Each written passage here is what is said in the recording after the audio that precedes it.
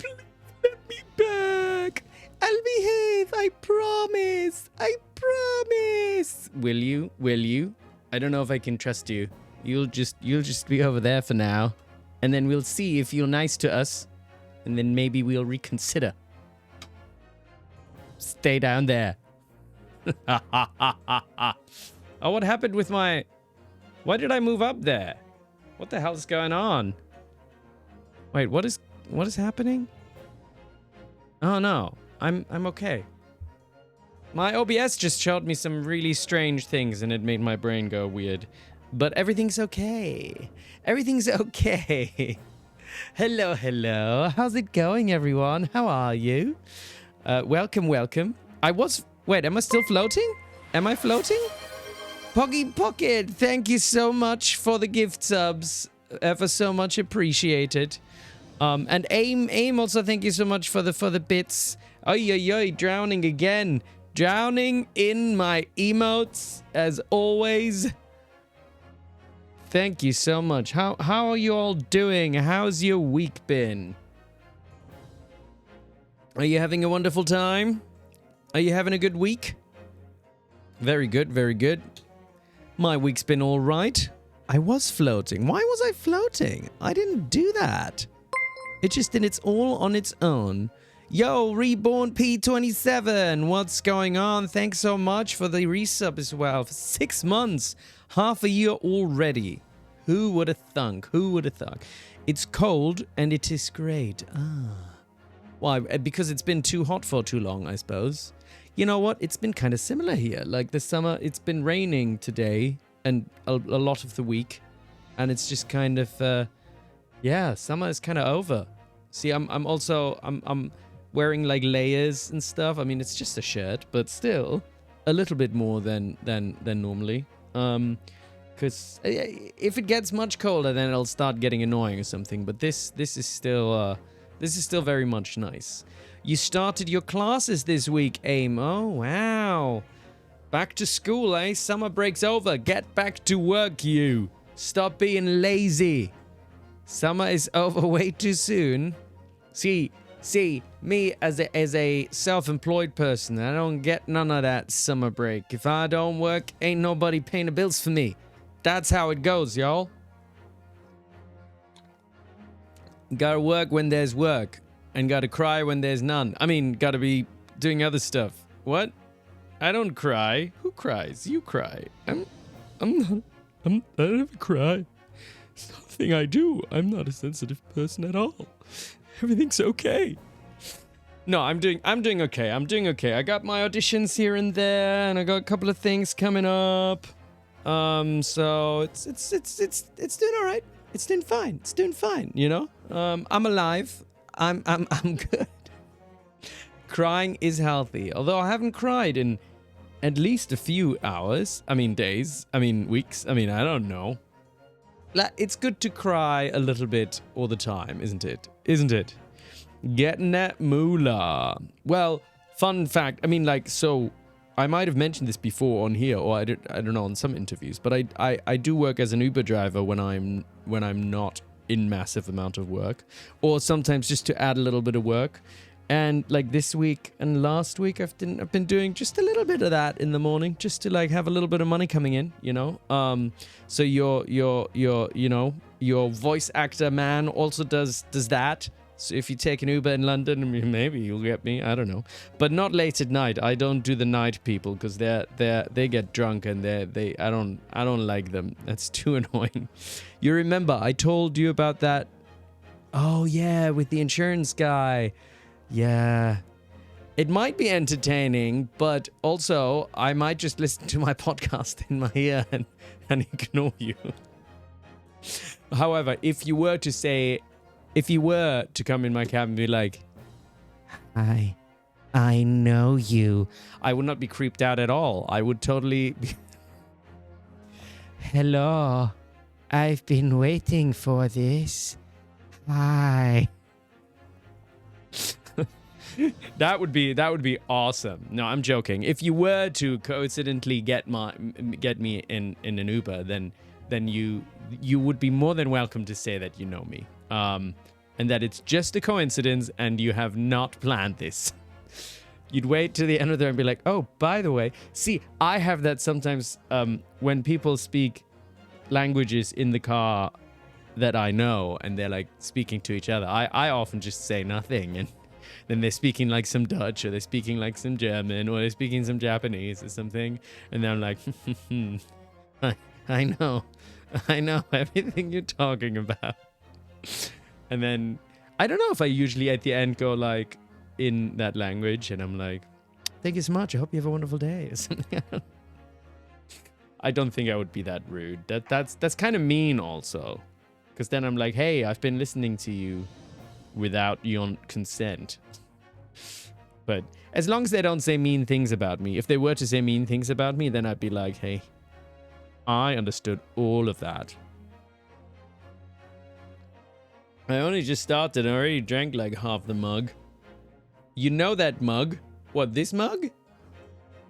Oh look, I've got the levels just right. I was also I've spoken to my mods and so probably nobody can really tell except for my vain self.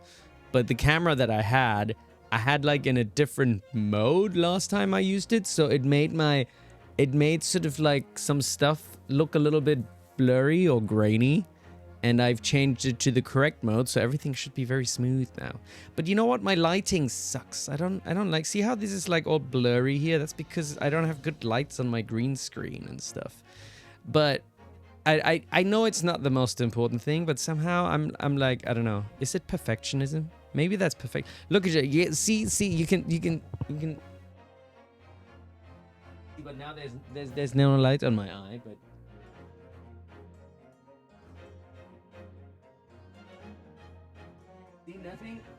Nothing's grainy. Nothing's grainy. It's really, and I've increased. I think I made the resolution 1080p today, and let's see if that all works out. How are you all with the world situation? I don't know if I want to get into this right now. Maybe I shouldn't. The world scares me a little bit sometimes. And it's frustrating. And I don't really know what to do about it. But I guess the only thing I can do is not think about the world situation. I mean, I had one thought that is kind of like a little bit on my mind today, so I'm just gonna share it before we get into solving crime. Because I'm German, and like, you know, in Germany there was, after the Second World War, while the USSR was still in existence and Germany was split, there was this thing, in East Germany, would have been the Stasi, the Staatssicherheit. And they would have like secret agents always in, like, you know, all across the country. And it would mean that basically it caused this atmosphere of fear where, you know, like you would speak to your neighbor and like people, I'm not from East Germany, but this is like the historical thing, right? Like, and so people would always be afraid to say something against the government in any way to like a neighbor or to anyone or something, because like, what if they report you and then you get just taken away or something like that, right? And it scares me a little bit, you know, that you know, in certain places that is happening. And also that, frankly, there's a bit of me that is also afraid.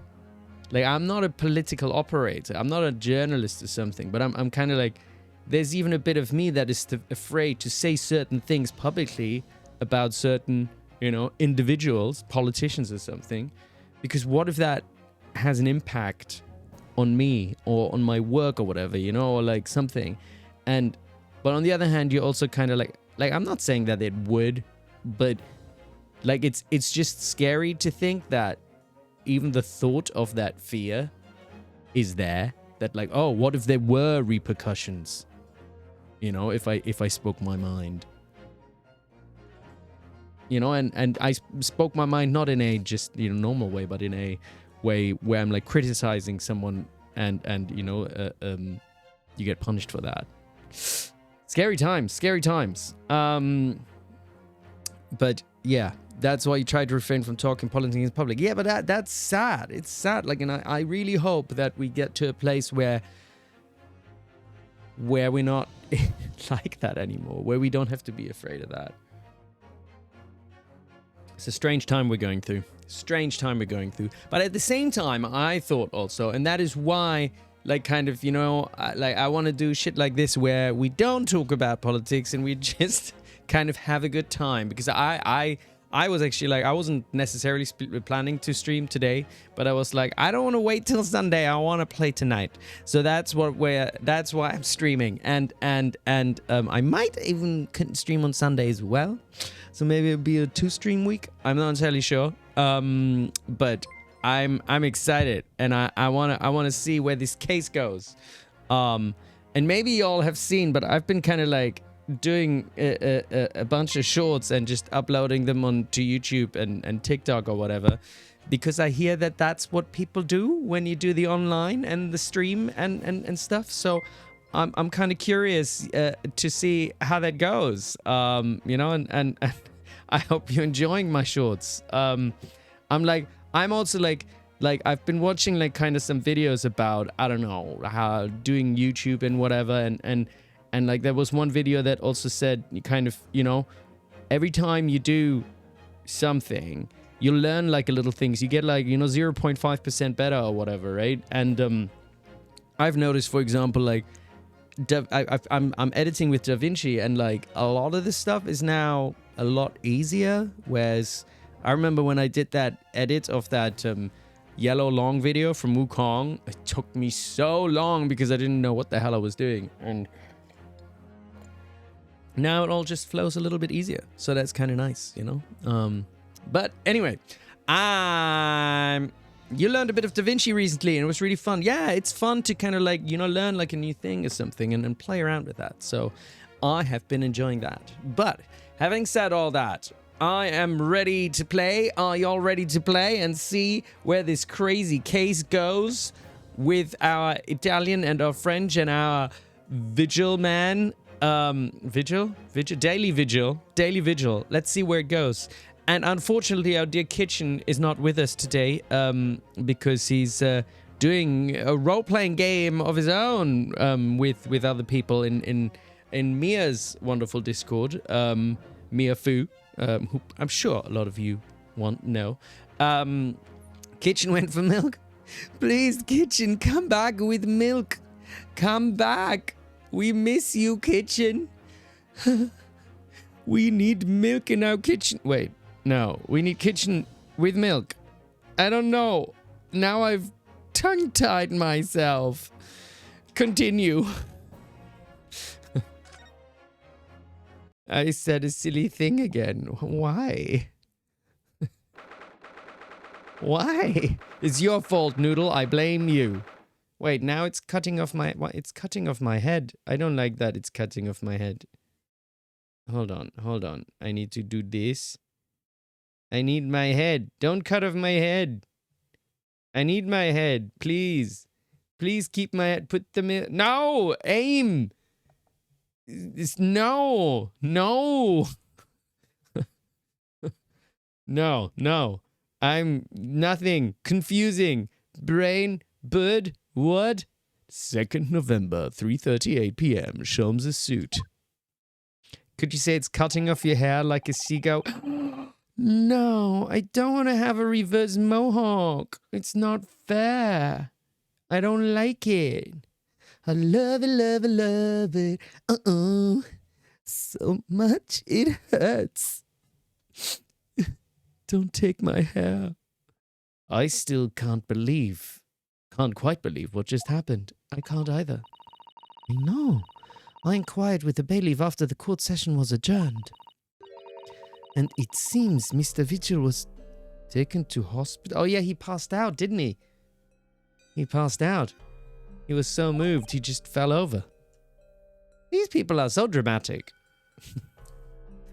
Right. Although it is quite dramatic. 10 years ago now. Mr. Vigil attempted to commit suicide by oh my god. Trigger warning. By jumping out of the window of the prison governor's office. I guess this is a game that talks about murder and stuff. But ever since then, I feel like this is really dark. Also with like all this. Oh my god. They tied him up and put like a thing around his neck. Wait, how did he? Did he try to hang himself or did he do something else? Oh my god. By jumping. Oh no, he tried to jump out of the window. Oh god. But ever since then, he's completely blocked the memory of those events from his mind. If you ever think about anything like that, please just like call like a hotline or something like that, right? Or speak to someone. This is just a game, but like also don't keep it in. Don't keep it to yourself. Nobody knew his secret. Not his family. Not even the man himself. Oh wait. Wait, who's talking right now? Yeah, am I talking? Not his family. Even that's me, isn't it? But I forced it out in the open. Was it wrong of me to do that? Did I overstep the mark? I wonder.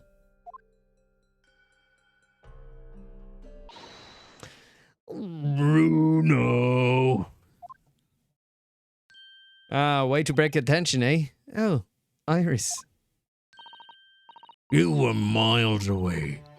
Anyway, I've brewed a fresh pot of soothing tea for you. Oh, thank you. You and Susie have had an exhausting day so far, haven't you? Oh, wait, is this too loud? Microphone, test. La la la la la. La la la la la la. Oh. Thank you, Iris. How thoughtful of you. Do you happen to know where Mr. Sholmes is? When we came out of the courtroom back into the defendant's antechamber, he disappeared. Oh, no. I don't know. He just suddenly sprang to his feet and left. All he said was, I must leave. Aliens are coming. I wonder if he's pursuing the mystery of Inspector Gregson's death. Well, you know what Early's always saying, don't ya? There are mysteries in this world that should perhaps never be solved. For the construction of a solution comes only at the expense of the destruction of something else. Actually, if she has a voice changer, then whenever she quotes someone else, maybe she should speak with exactly that person's voice. That would actually be perfect, wouldn't it? Although it might also end up very confusing.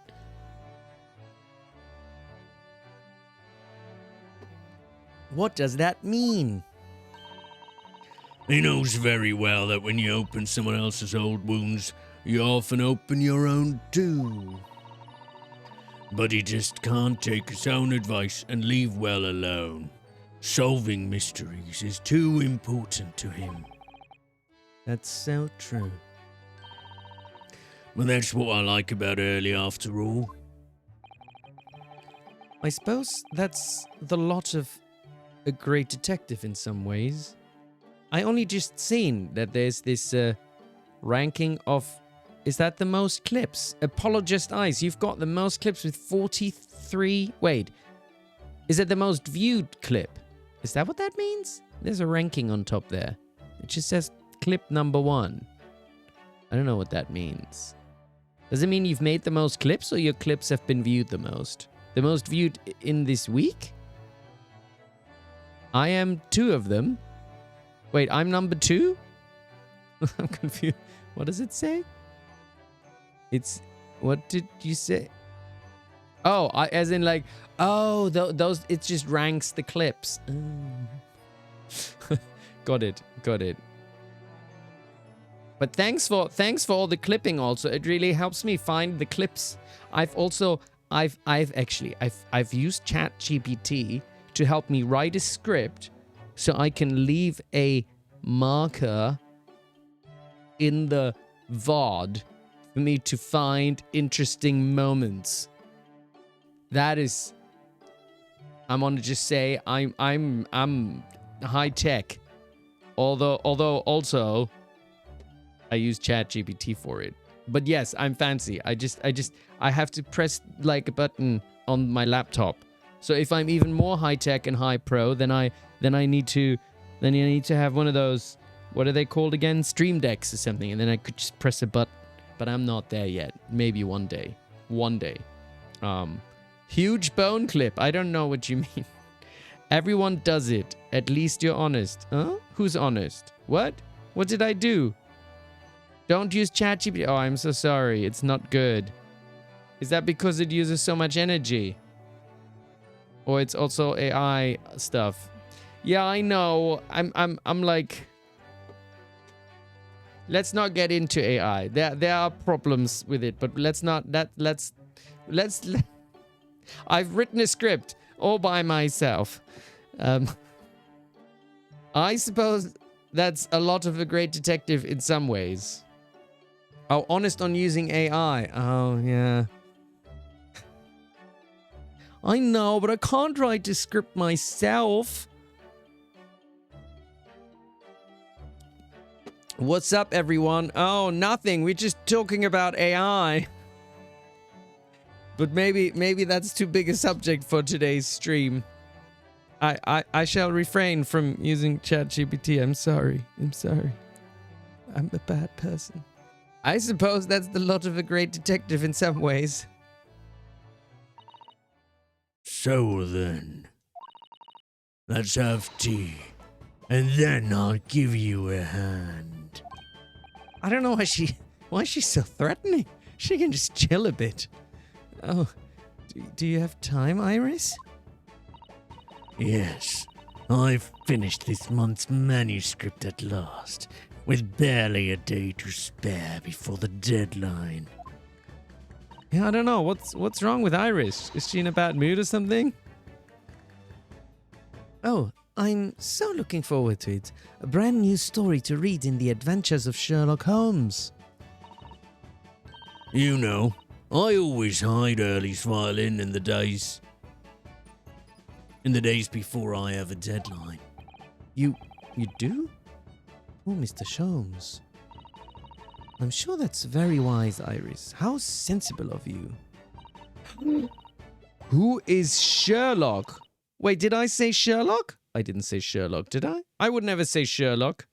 I have never heard of a Sherlock. I don't know who you mean. Now then, my dear fellows, let's make a plan of action before we continue our investigation. Well, she's chill. What else we got? This morning's trial. So, how did it go in court this morning? His name is Sherlock in the original Japanese game. What?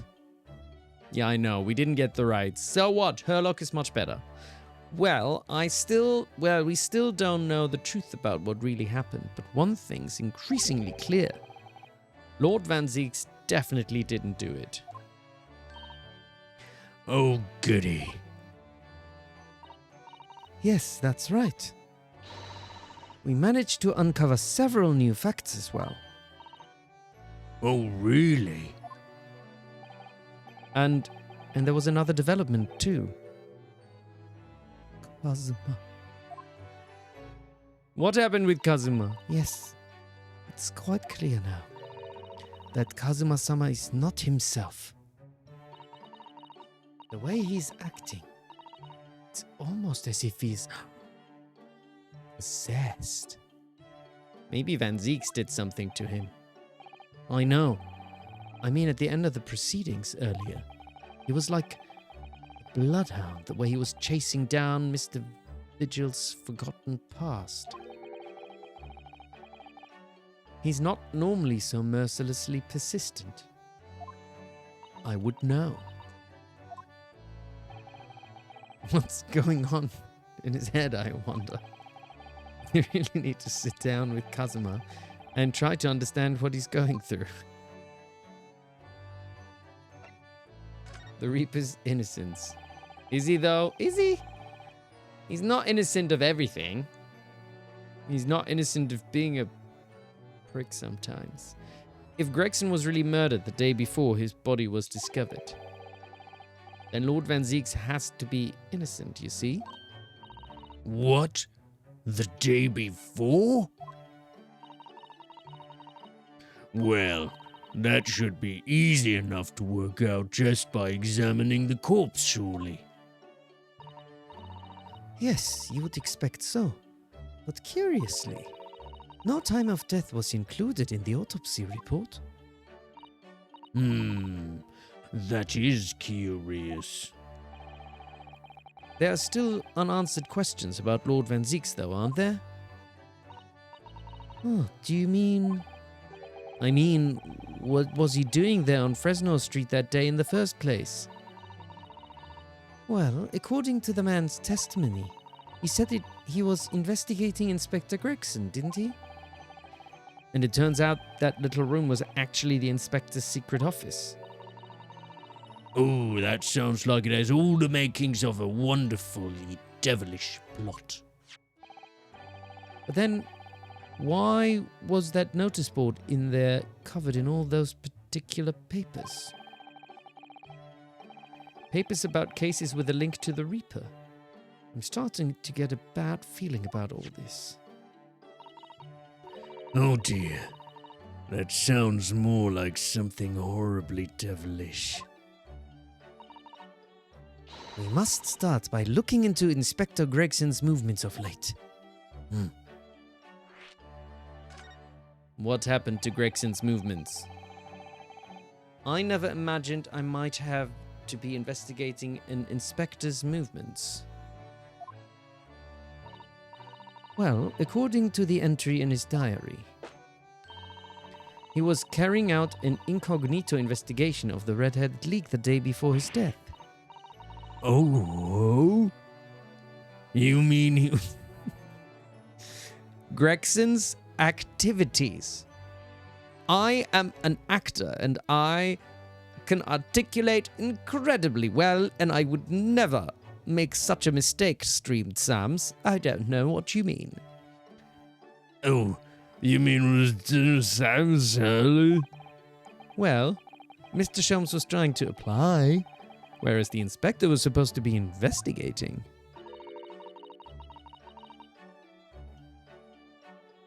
I do wish it had been the other way around. Sure, Marisian, right? Right? I would never say weird things on stream. Never. Always very normal. I mean, normal is relative, right? So, normal is relative to weird people. And there's no weird people here. Unless... I mean, maybe I'm a bit weird. And I'm actually fine with that.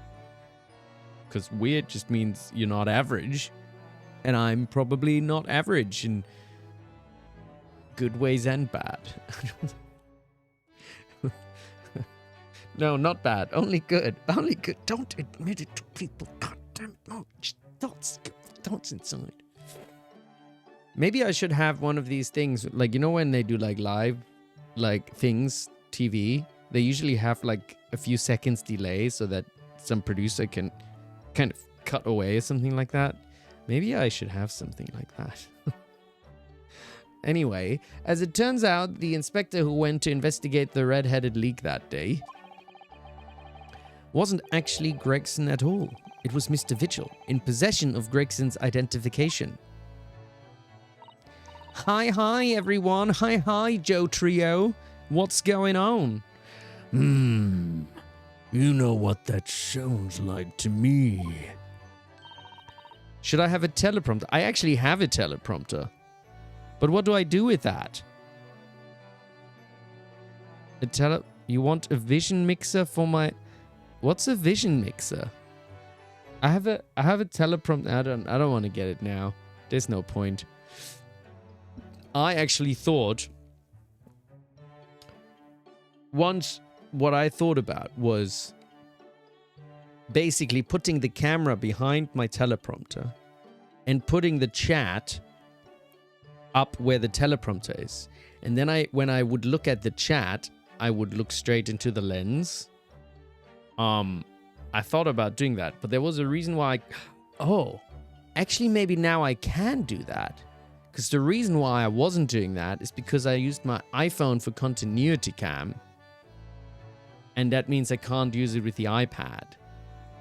So I can actually do that now. However, the reason why I didn't do the continuity cam is so that my CPU doesn't get drained. So I wonder if that might drain my CPU. So maybe, I don't know, I might test it at some point. Establishing an alibi. Oh my, yes, you're absolutely right. Blah blah bonge. Hello, you can't stay long, but thanks for saying hello. Oh no, you'd read even more of our weird messages. What weird messages? What do you mean, very weird creature? What weird? Should I read them? It's okay, it's okay. Why would Gregson need an alibi? I don't know. It would appear that the inspector had something to do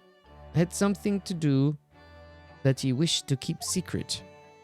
Oh, I would read more if it was on screen. Yeah, that's right. I would always be like, hey, I see you and your comment. That one right here. That would be kind of funny, wouldn't it? I could point right at you and right at your comment. It was like, hey, you over there, that comment. Maybe. So normal. Everything's so normal. I don't believe it. I always thought he was just a harmless lover of fish and chips. Chips and gravy. But perhaps they were seasoned with something a little more potent than salt and vinegar. I think perhaps we should try to move away from food analogies. Well, anyway, if Lord Vanziks felt the need to investigate Gregson...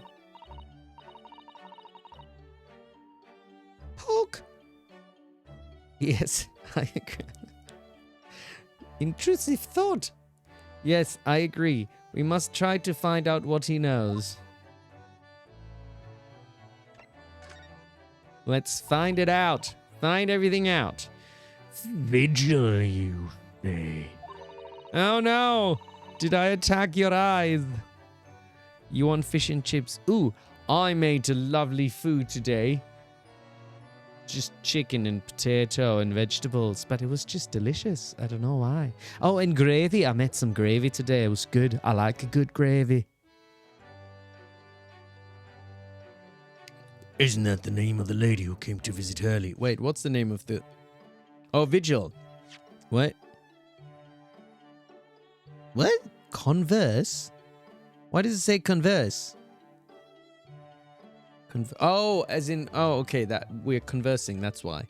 That's right. To ask Mr. Jones if he would help her to find her missing husband.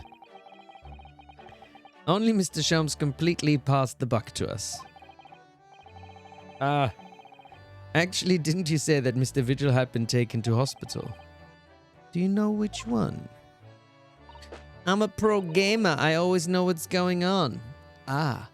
It's Saint Sinners? I'm starting to wonder if all the other hospitals in London have closed down. But that's amazing, Rona. You found the lady's husband already.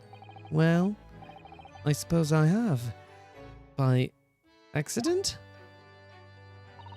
She still has to pay us, though, doesn't she? And... that was a little heartless of me, wasn't it?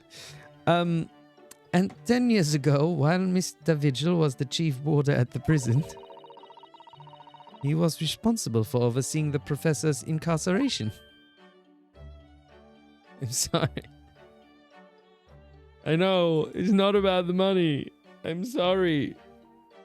But, exactly, London is expensive. And, he took a job and he delivered, even if it was by accident. No. Also, it wasn't completely by accident. I think I figured out that this guy, he was in a disguise. So, figured it out. No. So when the convict escaped, he was held responsible and immediately dismissed.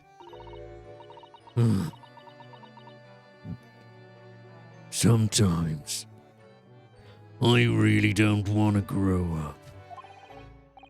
There's more.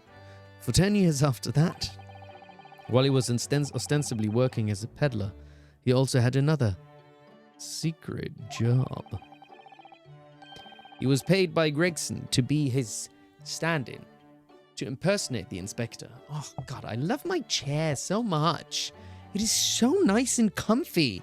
Everyone should get a Herman Miller Aeron for free. Everyone should just get one. You should just get one.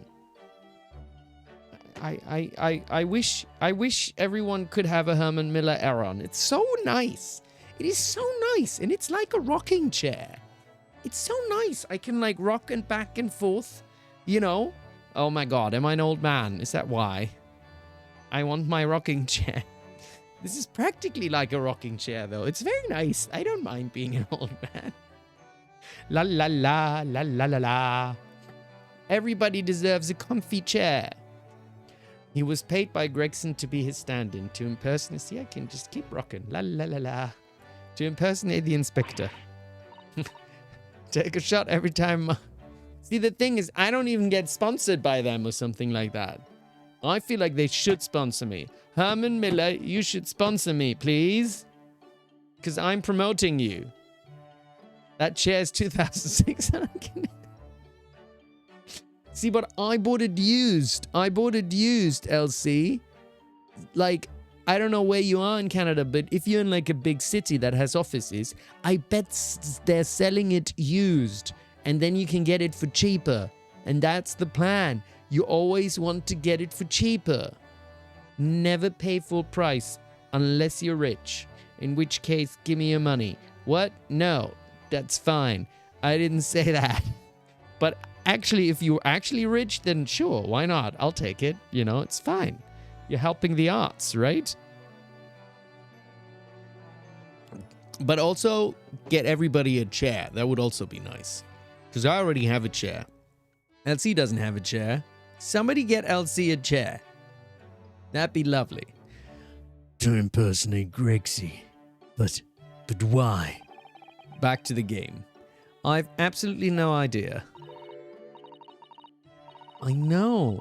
I feel like I should be a spokesperson for Herman Miller. Ginny was... I'm playing a game. Mark, get your head in the game. Ginny was right. I'm starting to think all adults are up to no good now. What? No. You're too young to be thinking that. It's probably true. Including you, Runo. I haven't paid anyone to impersonate me. I do, however, get paid to impersonate others. Is that a problem?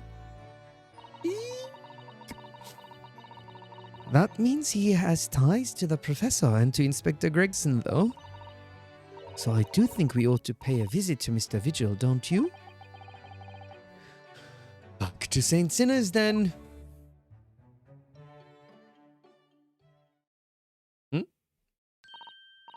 Well, I think it's clear what we need to do, isn't it? Oh God, she's gonna shoot us. Let us investigate, my dear fellows. Oh, Iris, you're even more enthusiastic than usual today. If anyone has anything to hide, my special Wilson shooting iron will soon set them straight. Terrifying. That, water pistol? Please don't tell me it's a real... It's stuffed full of a piping hot, extra special blend of mine. Then I'm quite sure it will be very effective. I'd better be careful not to hide anything. Well, it feels a little strange that Mr. Sholmes is nowhere to be seen. But still, let's go and see what we can find out. Yes! Okay, no more conversation. Anything in here that we've not done yet? Anything new that popped up?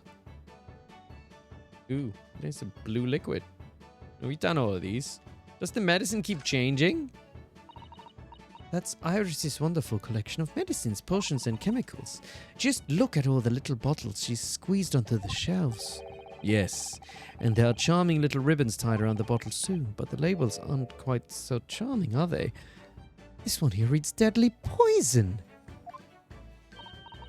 Oh, I've been so excited about the idea of helping Iris with her experiments, you know?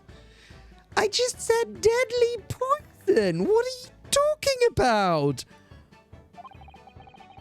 Just try to avoid any bottles labeled deadly poison or highly explosive. Please?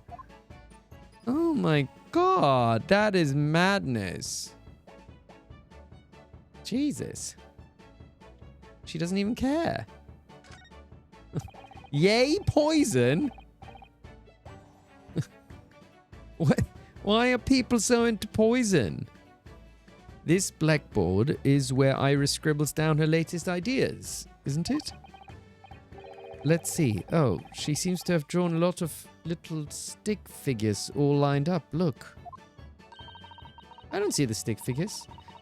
Cheap apples at the market is what all of them say. What? The little figures can speak?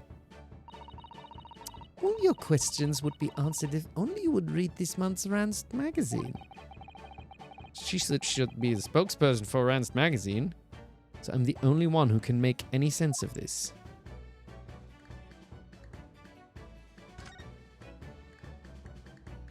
What else is here?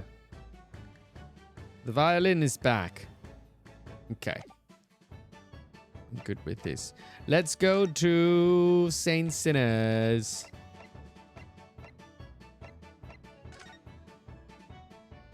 Oh, why am I suddenly sleepy?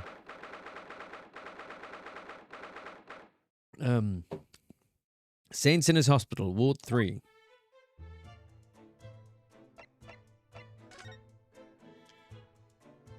Who's here? Hospital time.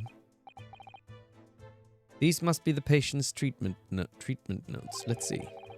Tendency to jump from windows. Remember to place cushion at base of wall outside? I don't know if that's gonna be enough. Aren't we a story up from the ground here? Oh dear. Oh, Mr. Vigil.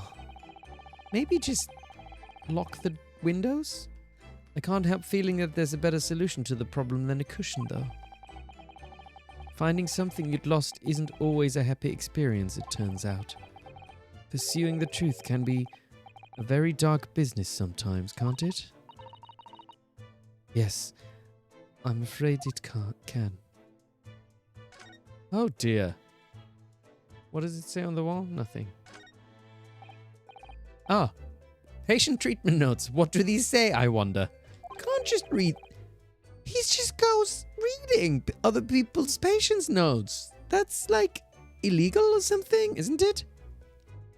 Endlessly obliging. I suppose that's referring to the patient in this bed. I would think so.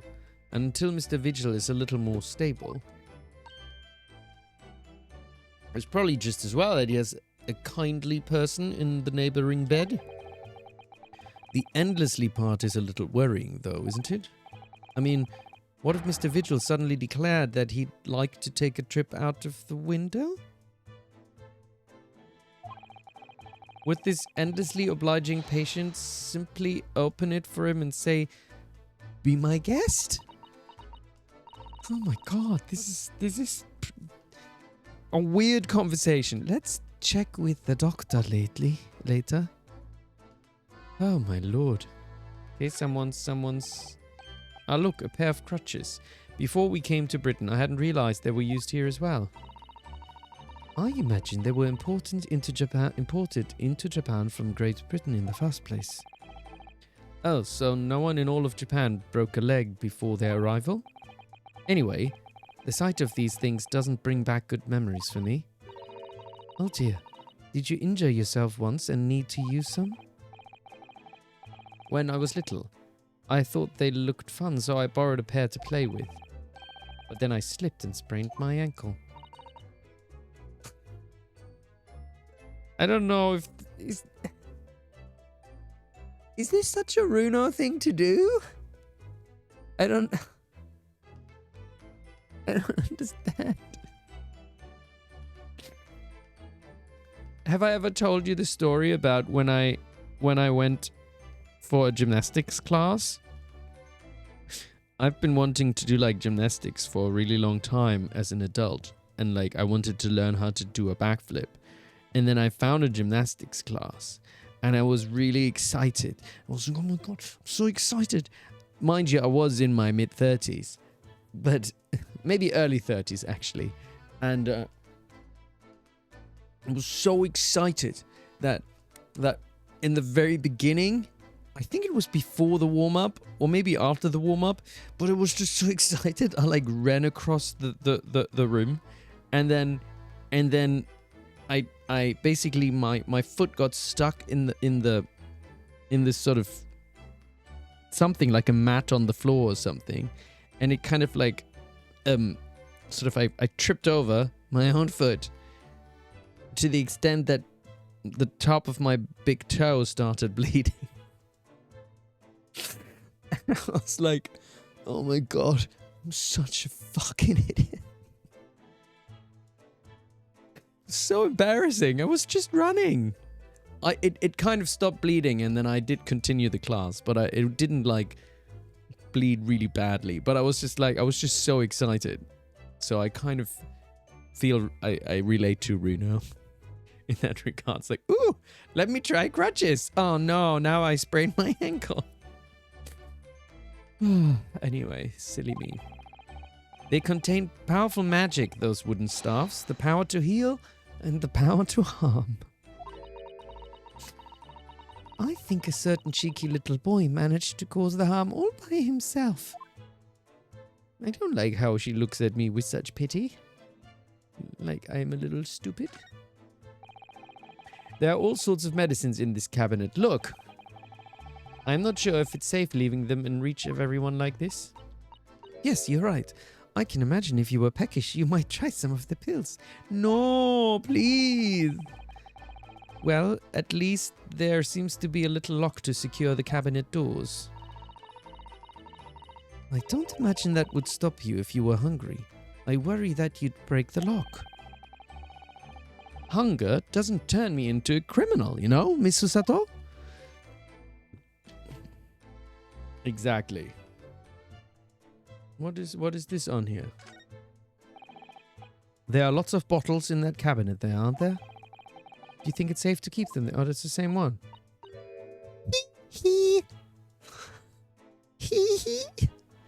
If you were a patient here, I feel sure you'd...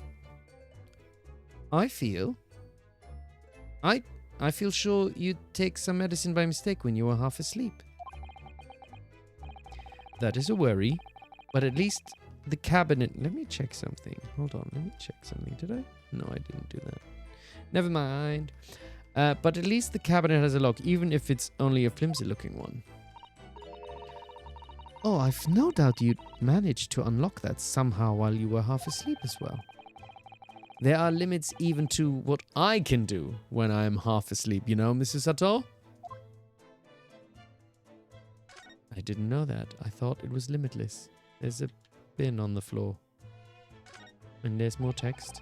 This notice caught my eye before, actually. I suppose it's some sort of slogan for the ward. A cheerful welcome message, perhaps? Let's see. Pay with good cheer, leave with good cheer. Oh, maybe they didn't have universal healthcare back then yet. Well, look at that. You were spot on, Mr. Sato. It's full of cheer. I am an advocate for universal healthcare. Even for Americans. You poor people. So sorry for your country in that regard. I wonder how many discharged patients pay their medical bills with good cheer, though.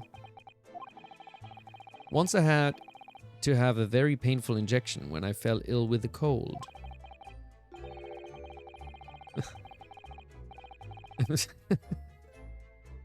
I felt awful already, so why did I have to suffer the sting of the injection as well as the bill? I yelled at the doctor.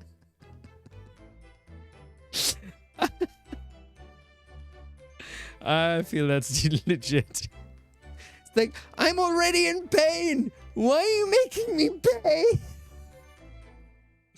Oh, that is relatable. That is very relatable.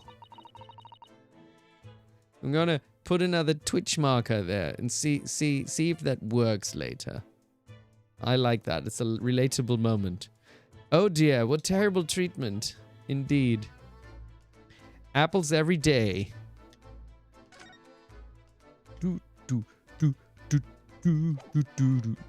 So what else is here? Why is he not here? Ooh, a new follow. Hey, Stardust Parker. Thanks for the follow. Appreciate it. Whether you lurk or say hi, either way. Dum dum dum dum dum dum. Why is he not in there?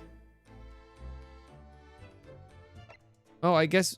Wait, so what are we doing instead? I guess we're investigating. Wait, what are we investigating? Oh, we can go to the actual room. We can go to the room. Oh, wait, have we been here already? Oh, we have been here, haven't we? It's been so long, I don't even remember. Very excited to finally catch a stream. Oh, I'm very excited to have you. Thanks so much for popping by. Do we need to talk to Barack? No. Come on, we don't need to talk to Barack. Why would anyone need to talk to Barack? I mean, he is our client, I guess. Photograph. Oh, I thought I was clicking on the lamp. Realizing the identity of this lady was a very great clue to exposing Mr. Gossip's true identity. He obviously loves his wife very dearly. Which is why he felt he couldn't tell the truth. The transformation was incredible, wasn't it? Just from that big twisted lip. Yes, he went to extraordinary efforts to play the part of huge Cuboon convincingly. Although it didn't really seem like it was much of an effort to me. Little bragger. Now you say it, I have to agree. It's almost as if that was Mr. Vigil's true character. People really are very hard to fathom at times. Is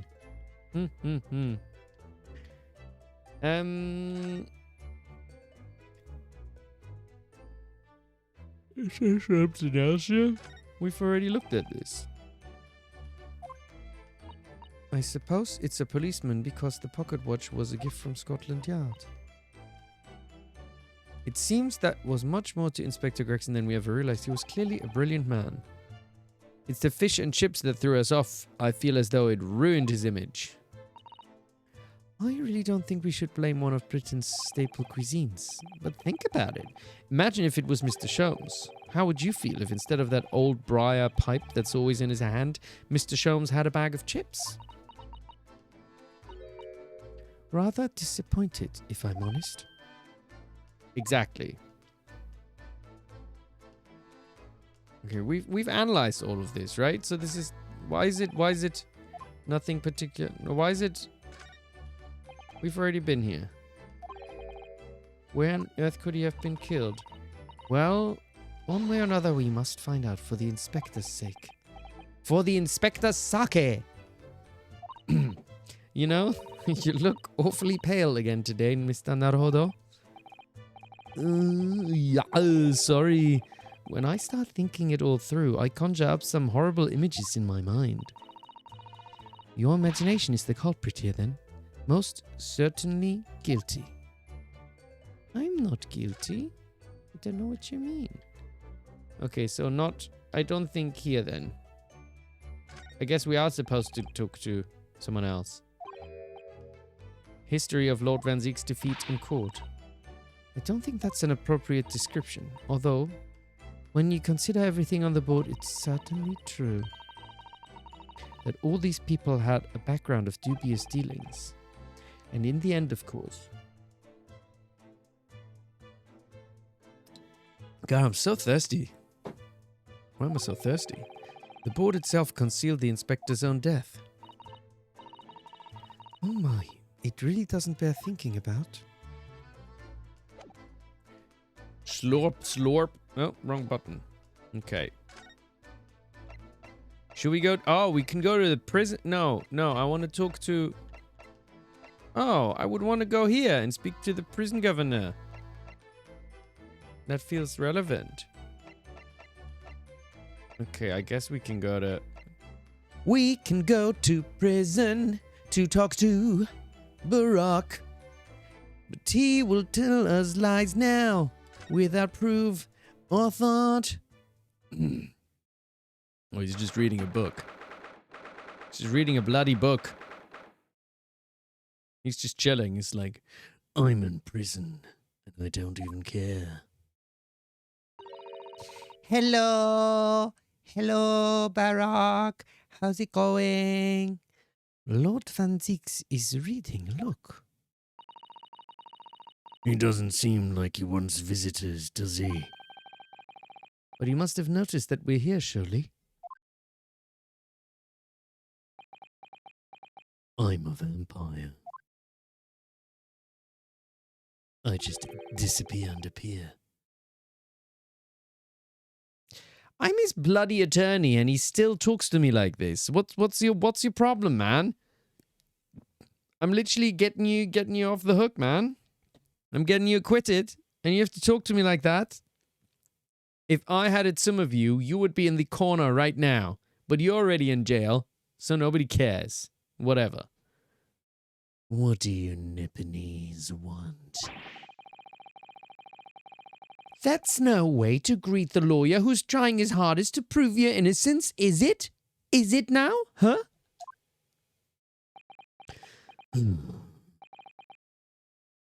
Perhaps not.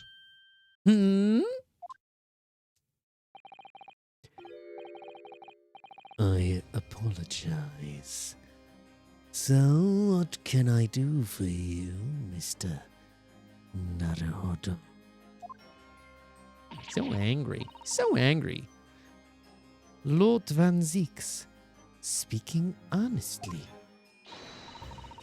Oh, the fog will lift over London for the first time in months tomorrow. This does feel very, very strange.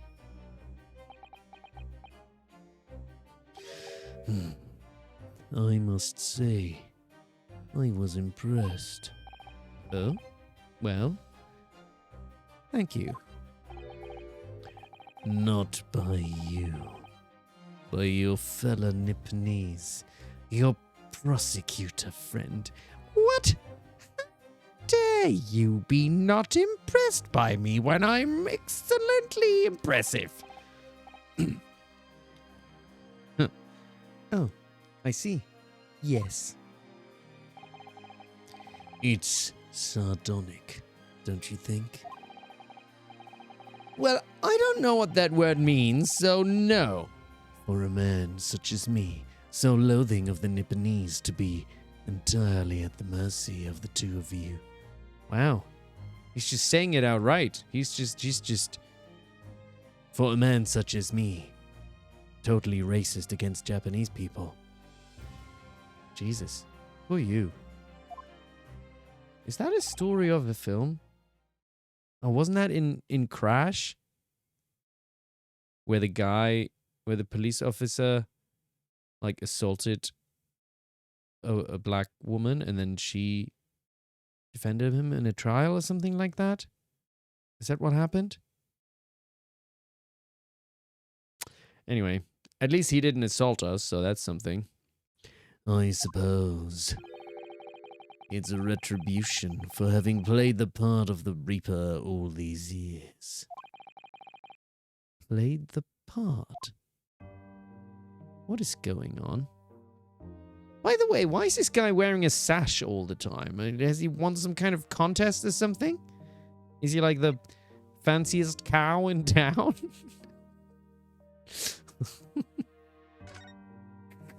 There you go. The Reaper's identity. Tell us. Tell us.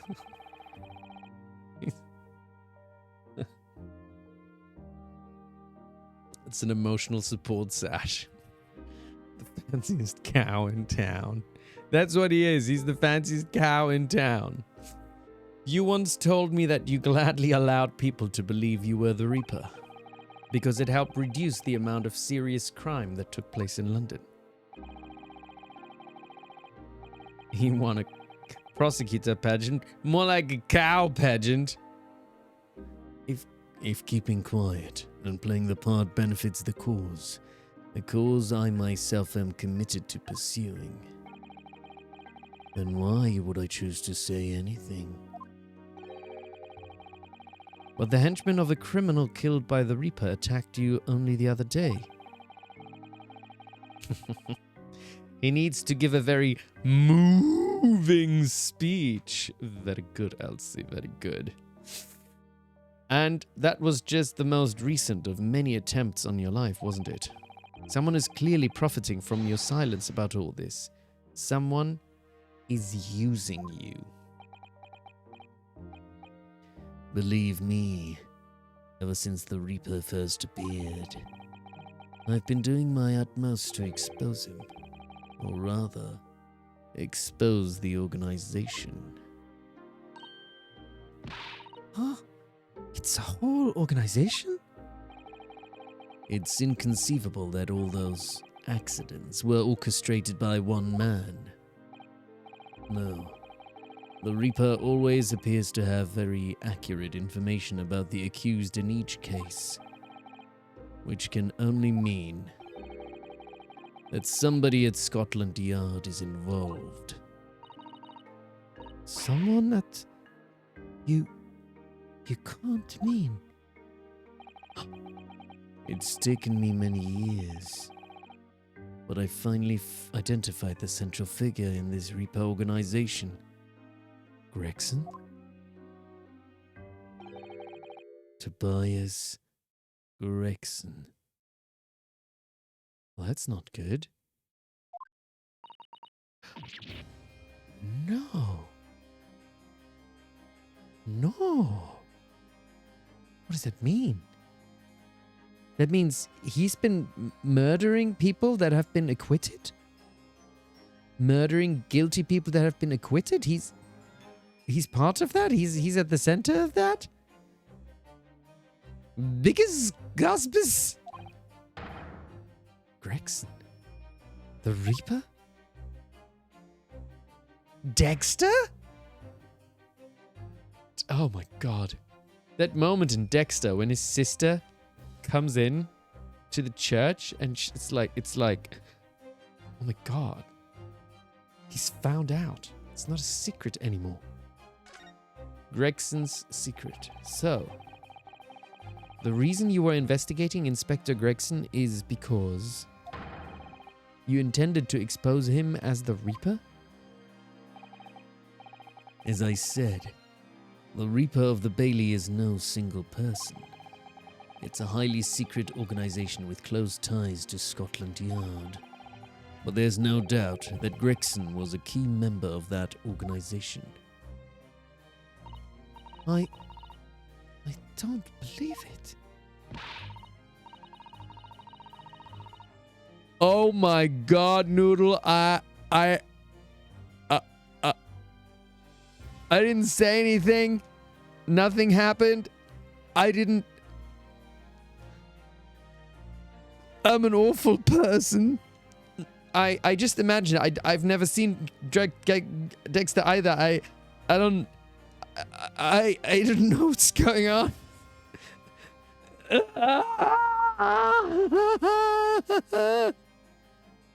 I'm so sorry. He was never found out. He's still murdering to this day. Ah! Are you saying that, Grexy, that he was behind all those awful... I'm just getting back in the...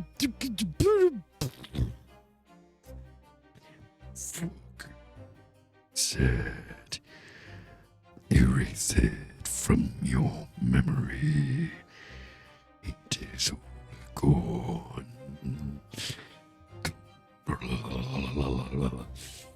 What happened? Nothing happened.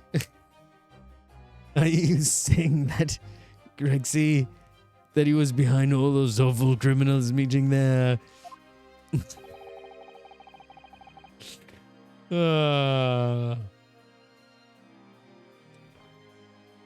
Wait, which one is season 5? I fully thought the end of season 4 was going to be it. Wait, which season is season 4? What happens in season 4? What happens in season 5? I don't remember. Anyway, moving on. We're talking about this murder here now. Different murder. Not all murders are created equal. Fictional. We're talking about fictional murders. Gregson didn't do the dirty work himself. I'm not on my game today. Gregson didn't do the dirty work himself. Oh, John Lithgow. That's right. Yeah, he's good. He's good. He's creepy. He's terrifying. Oh. He was the tactician. His job was to covertly investigate the marks. Me? The marks. There's only one of me. And plot their assassinations. In order to do that without arousing suspicion, he regularly needed a firm alibi. Which is where Mr. Vigil came in, posing as the inspector. Vigil knows nothing of the Reaper. But the room he rents on Fresno Street was almost certainly the headquarters of the operation. Gregson would have met the assassin there for briefings. So we don't actually know who carried out the killings then? Actually, I do have a name.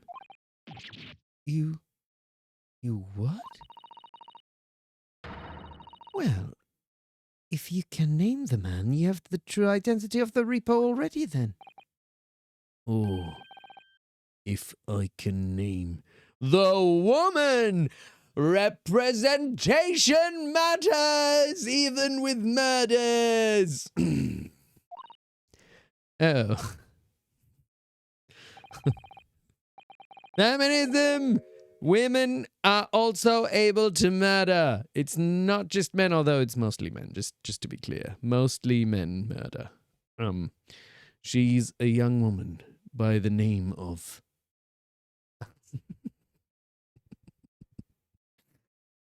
Asashin? Asashin! Asashin! That is not on the nose, is it? Not at all, my dear. Her name is Her name is Ma Da. First name Ma, second Da.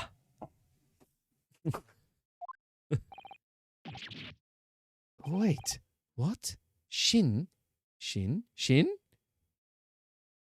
Was that, who was Shin? Was that Susato's friend? Miss... Wait, Jim Jams? What? Her name was Jim Jams? I mean, her name was Asashin? I am so confused. What's going on?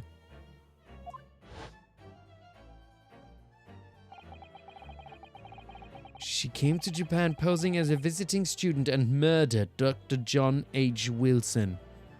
Not Jim Jams. Then, oh my god, he just said it in front of Iris. Does he know? Does she know that someone called John H. Wilson was murdered? I don't think we ever told her, have we? Then just when it seemed that diplomatic protection would help her escape Japan and conviction. The mysterious woman was herself murdered in a small summer beach hut. I don't... And that woman was actually the Reaper of the Bailey. Ah! Mr. Naruhodo, this perhaps isn't the place to thank you! To discuss. Oh no. No, of course not. We can't mention... You just did though! What do you mean you can't mention it here? The fact that she killed Dr. John H. Wilson. Because Iris doesn't know, and it's very likely that the man was her father. Asashin. Asashin. Asashin. I should let father know at once. Iris was like, what? I mean, what? Yes, I agree. Sheesh. Phew. Thank God she wasn't listening.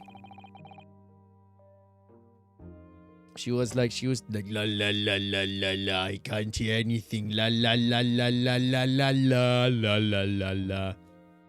Forget everything. Kazuma, isn't it? Kazuma, isn't it? Kazuma. Nogi. You say he's a friend of yours? My best friend. Formerly? He's the whole reason I got to come to Britain. It was all on his merits. I have nothing but respect for... Oh, that's Ryunosuke still. I have nothing but respect for him.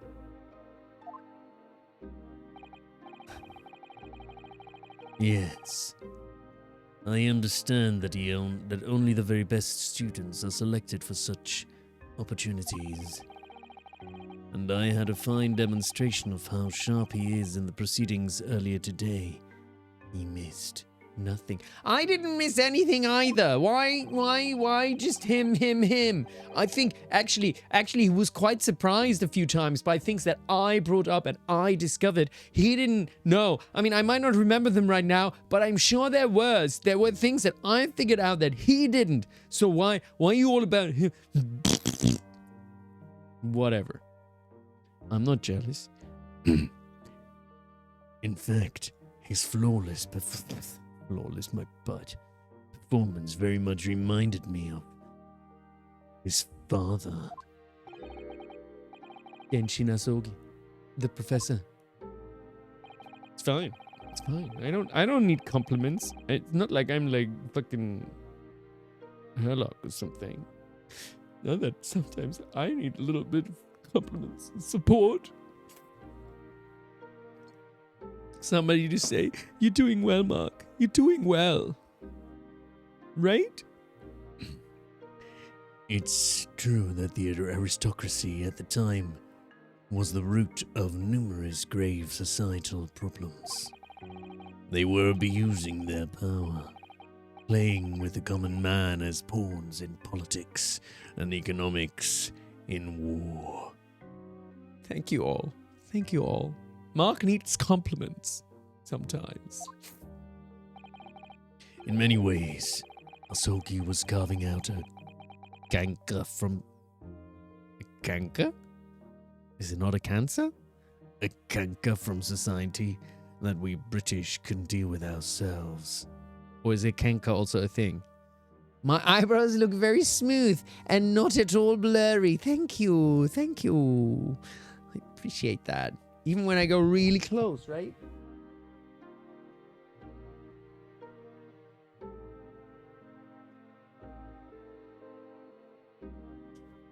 Such good quality camera.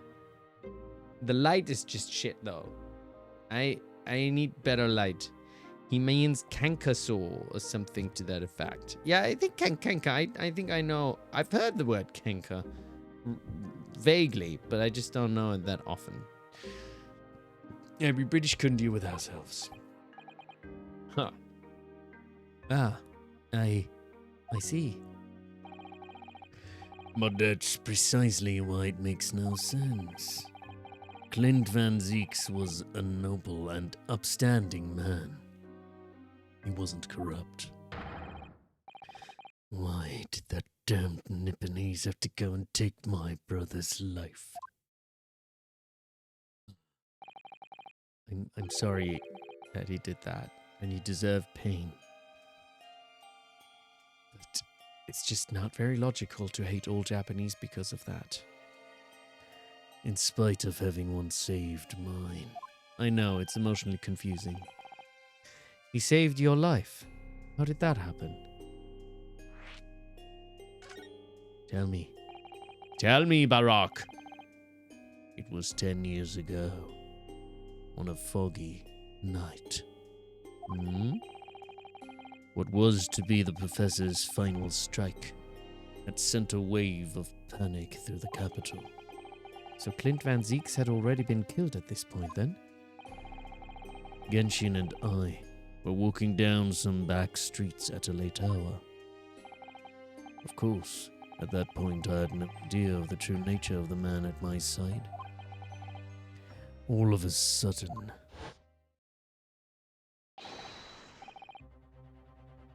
Don't make a peep. You're coming with us. Whoa. He looks handsome too, Genshin. We were surrounded. All of our assailants were armed with pistols, their faces obscured by scarves. Who wins, sword Or pistol.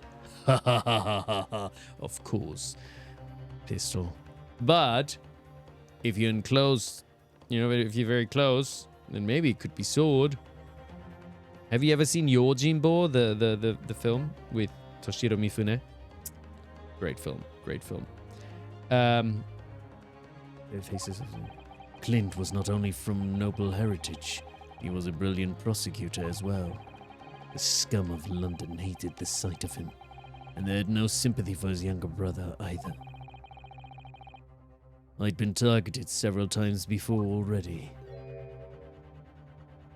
Yeah, it's Vanziks all right. We've got him. I could hear them. Oh, murmuring. It was a bit loud for murmuring amongst themselves. I knew they were after me. But just when I thought my time had come. Oh, that's it's gonna make it weird. What is his voice? What does he sound like? If I let them kill you, Clint would never forgive me. It was Asogi's voice. Just to whisper in my ear. Ah!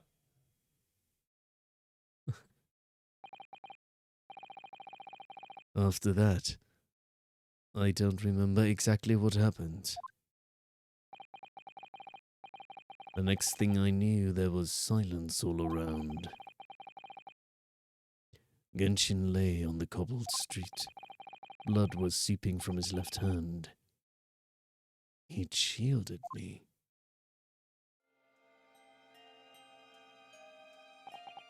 Two days later, they arrested him.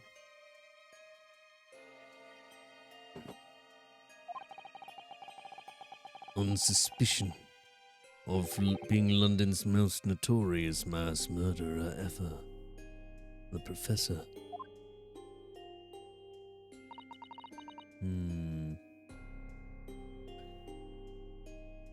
Hold on a minute.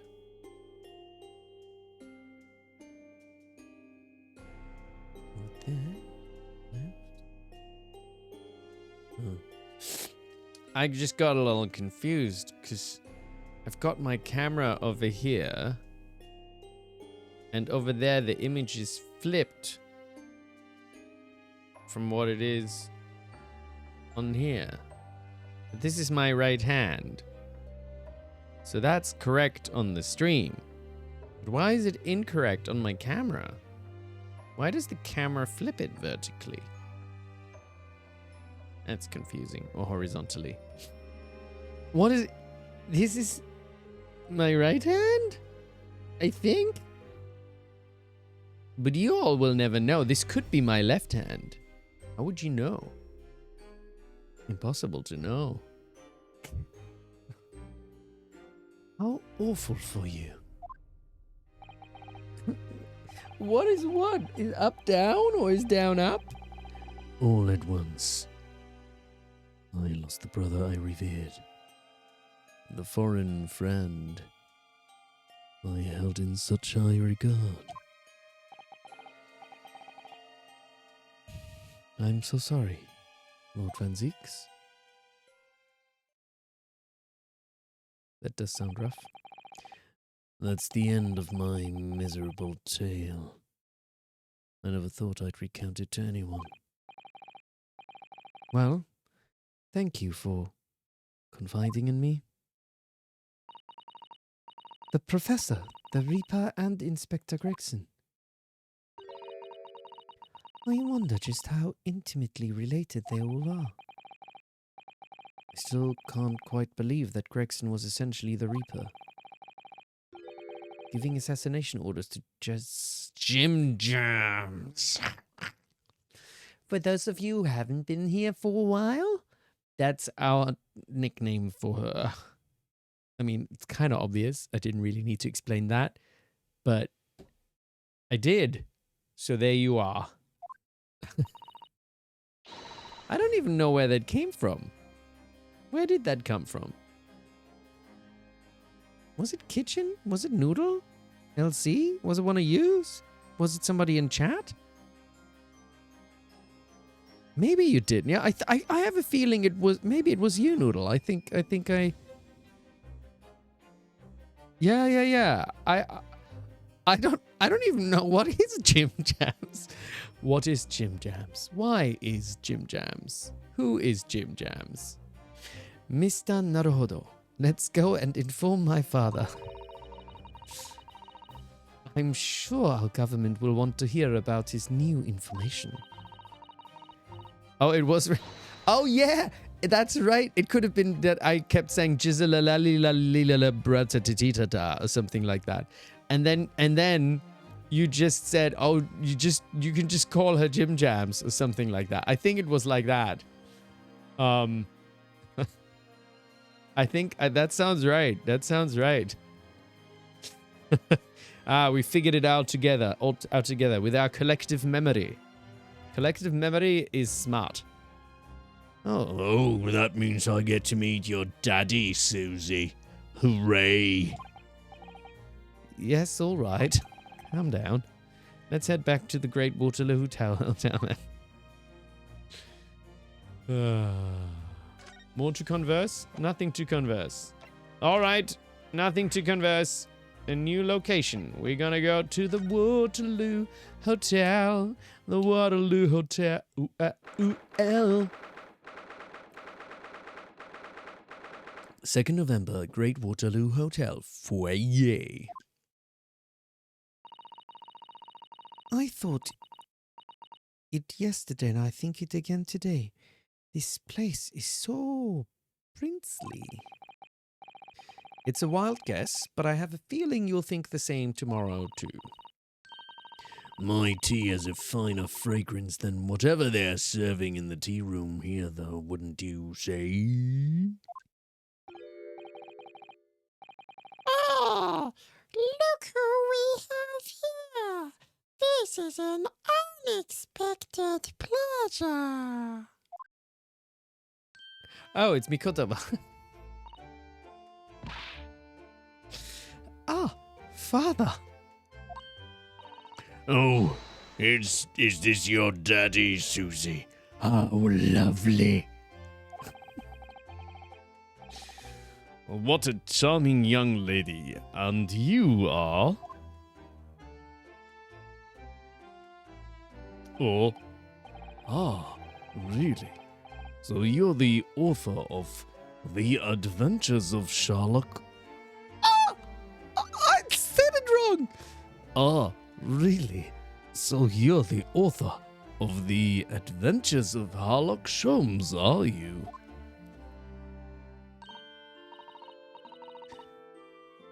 That's me, Iris Wilson, at your service.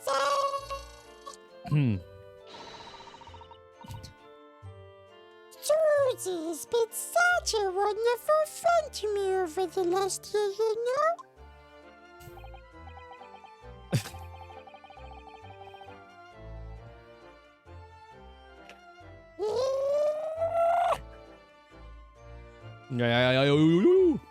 Well, Miss Wilson, I must say I read your work regularly and with much interest. Iris actually lives with Mr. Sholmes, you know, Father? Is that so? Well, perhaps that goes some way to explaining that bright look in your eyes.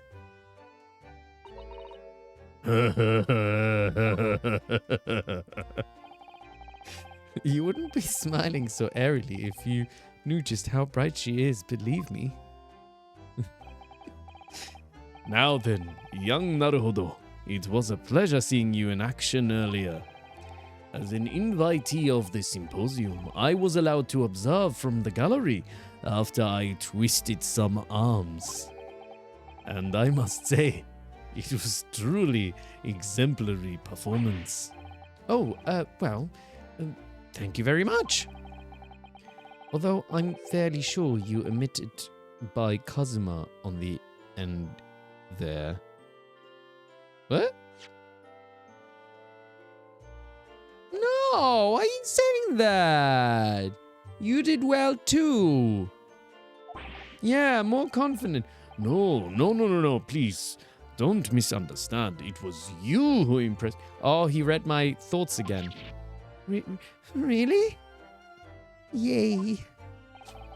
You didn't miss a step against Asogi, and we all know how capable he is. Really, to have matured into such a fine defense lawyer in less than a year is quite extraordinary. Thank you. I know, it did quite. Oh my god, less than a year. That is roughly the time that I've been doing this. Am I as experienced at lawyering as Ryunosuke? That means I could be a lawyer? Should I be doing this? Should I become a lawyer? It's very kind of you to say so. And really nice to hear. What I saw in court today confirmed what I'd been hoping for. The favor I mentioned yesterday, Naruhodo. I trust you haven't forgotten. Oh, no, you did mention something, didn't you? But first, we have something to report, Father. Of course. Shall we take tea while we discuss matters further? I wonder where Judge Hell has got to. Judge Jigoku. Mr. Hell. Wait. So we converse about the Reaper. Father, do you know about the so-called Reaper of the Bailey? I've heard rumors. Some members of the judiciary explained it all to me yesterday. Of course, when I was a visiting student here in London, the Reaper was yet to emerge. Right. He didn't appear until after that case, when the visiting students had already returned home. Lord Vanziks, who was in the dock today. That was Baroque. The younger brother of Clint Vanziks, I believe. That's right. And he's known throughout London as the Reaper, as you've heard, but the truth is, it wasn't him behind all of those mysterious deaths. It was somebody else. I see. So what you're saying is, there's been a professional killer at work here. Exactly. Someone by the name of Asashin! Asashin! Asashin!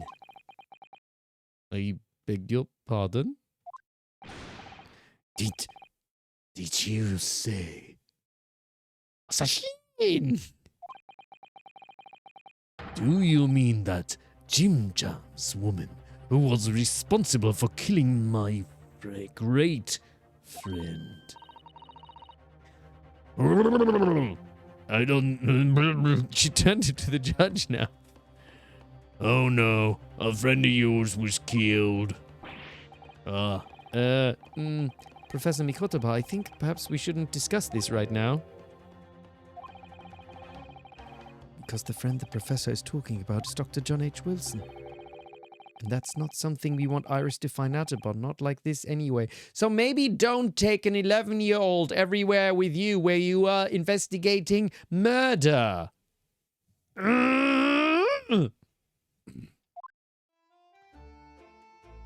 Silly man. Oh, now we're just talking about it anyway. I've just remembered something. Biscuits! This hotel has the most delicious looking biscuits. That was rather out of the blue. Is she taking Iris away now? Yeah, is she taking Iris away now? She's doing this deliberately. I think I'd go and see if I can purchase some. I wonder, would you like to come too, Iris? Very good. Well done. Well done. Good job. Oh yes, you just try to leave me behind.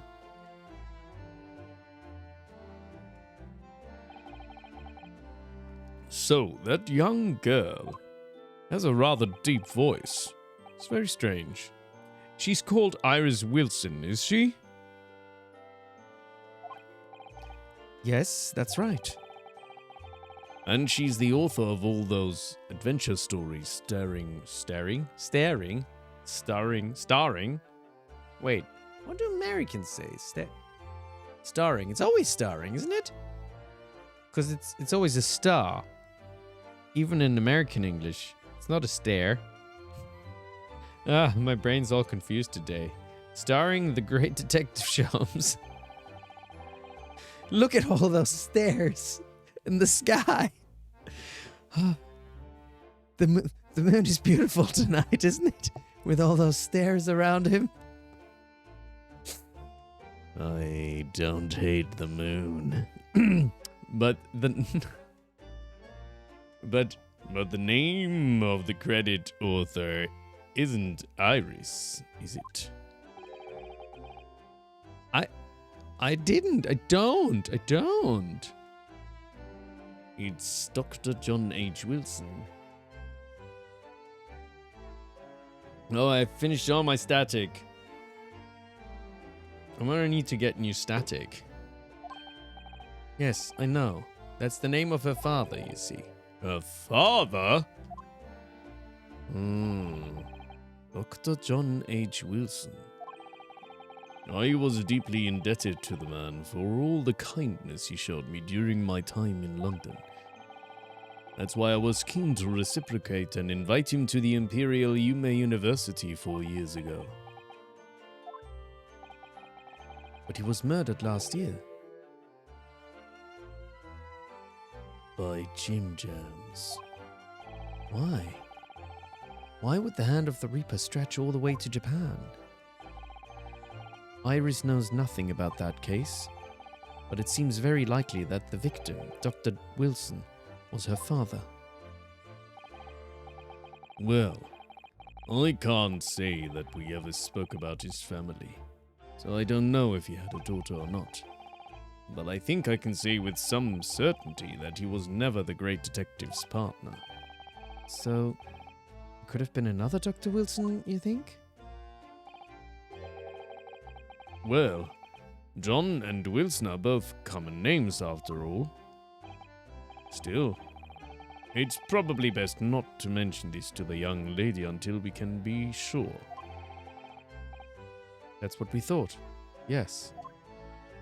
You know, Mikutopa's outfit goes really hard, doesn't it? Maybe I should wear something like that. We're back with cinnamon biscuits. Ooh, they smell delicious, Iris. I think cinnamon will go very well with the tea they serve here. Don't you, Susie? Yes, I'm sure you're right, Iris. Alright, I'm gonna pee and get some more static.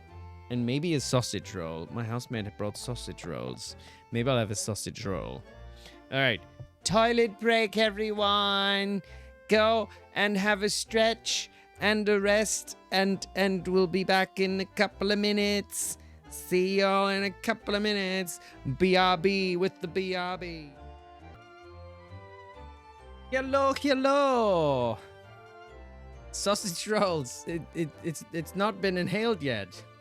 I've just returned with the sausage roll.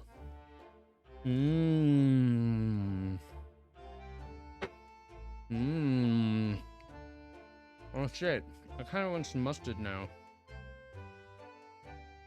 This would be really good with some mustard.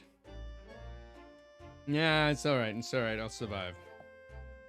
Nom nom nom. Eating pancakes.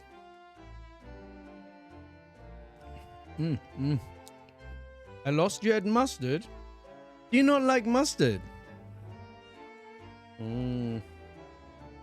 Mustard is delicious.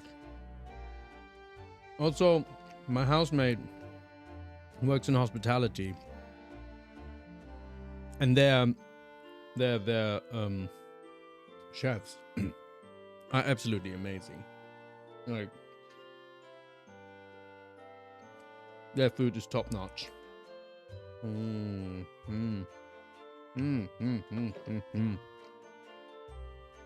So that's where this is from his work. Why do you loathe mustard, Elsie? Mustard is amazing. Hot and evil.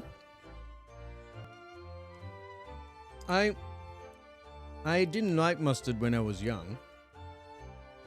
Like, I think I only got into mustard in like my 30s. Maybe late 20s, 30s. Never used to like it. And then, but now I love it. Usually have very shitty, yeah, but even processed mustard is still fine. It's just kind of got that, I don't know, it adds like a, what's the right word for it? Is tart the right word for it? Like a tangy, slightly sour and sort of sharp, and it's good. It's good. I like it. I'll take, and also on burgers, great, like mixed with other things.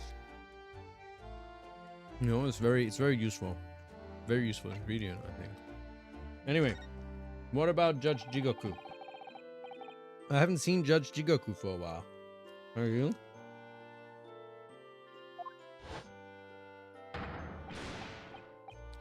Guilty. Ha ha ha ha ha. But that guilty is still ringing in my ears. Why is he laughing about that? He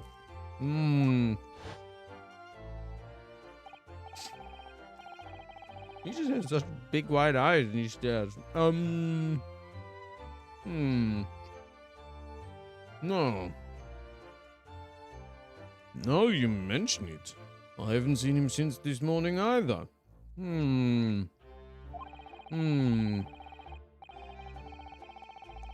I suppose since the symposium's opening was postponed, you'll have gone to explore the great exhibition. Why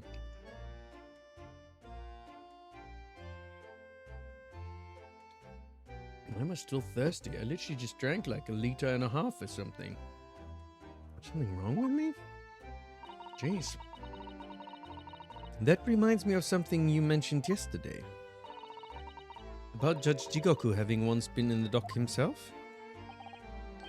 Ah, yes. It was all tied up with that accursed trial. The closed trial of Kazuma's father. Seishiro was trying to mitigate Genshin's guilt, so he took to the stand and testified. but he got a little carried away and actually managed to break the witness stand. What? Oh my. He also said some contemptuous words about the British Empire, for which... Wait, what?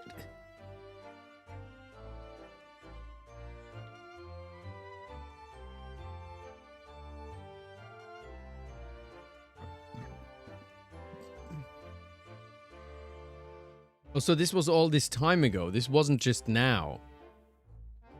Okay, fine. Jeez. That's why he's called Hal. Judge Hal. Because he's the judge from hell. Oh dear. Although it's worryingly easy to imagine him doing that. Yeah, like, does he, like, even live, bro? Well, it was all right in the end. He was acquitted and we returned home to Japan together. Thank goodness. Ah, yes, talking of Seishiro. I have a copy of the photograph we all took together here yesterday. Please. I bet I look not so happy. Oh, what a lovely picture. Let's take a picture of the picture. It certainly seems to shout, "We've arrived in Britain." The commemorative photograph has been... Oh, it's in the court record now. Didn't need to take a picture of it. I know. Well, no wonder he looks nervous with this huge judge. Like, why? How tall is that judge?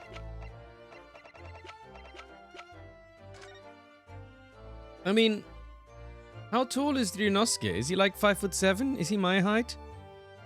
That dude is like 6 foot something or whatever, is he? Tall Japanese man. None of us had any idea what was coming when we took that. Excuse me. When we took that, did we? No, that's so true. The favor. So, you mentioned a favor that you'd like to ask me? Well, this fateful trial you're fighting. One way or another, it will be over before long. And when it is, I'd like you to accompany me back to Japan. You want me to do... What? Father, what's the meaning of this? Now, Susato, you should understand. You've seen how our courts work firsthand. Japan's judicial system is in its infancy, especially when it comes to defense. Oh, you mean... The Supreme Court of Judicature is in desperate need of a good defense lawyer. Me? As soon as possible. Really quite urgently, in fact. But I've not even been in London a year yet. I've read all of Susato's reports. I'm well aware of your extraordinary talents. Thank you. And having seen you in action with my own eyes earlier today, there's no question. You, Naruhodo, are precisely the man our country needs.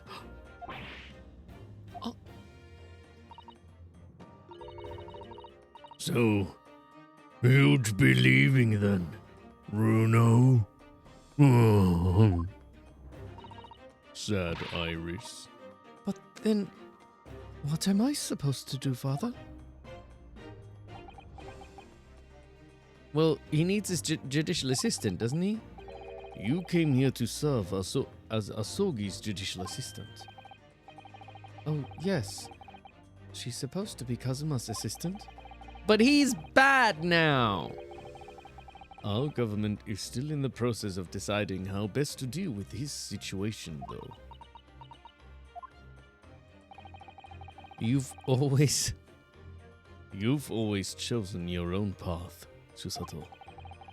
and I trust your judgment in this matter also. Father. Please, the pair of you, don't look so downcast. It's merely a suggestion, you understand? A hope, if I'm honest. But I won't force you. All I ask is that you consider it and come to a decision by the time this trial concludes. Yes. All right. You won't leave, will you, Ryuno? Aww. Thought hadn't even crossed my mind. Up until now, I've just been trying to do what I believed to be Kazuma's will. But it turns out that he's still alive, so where does it leave me?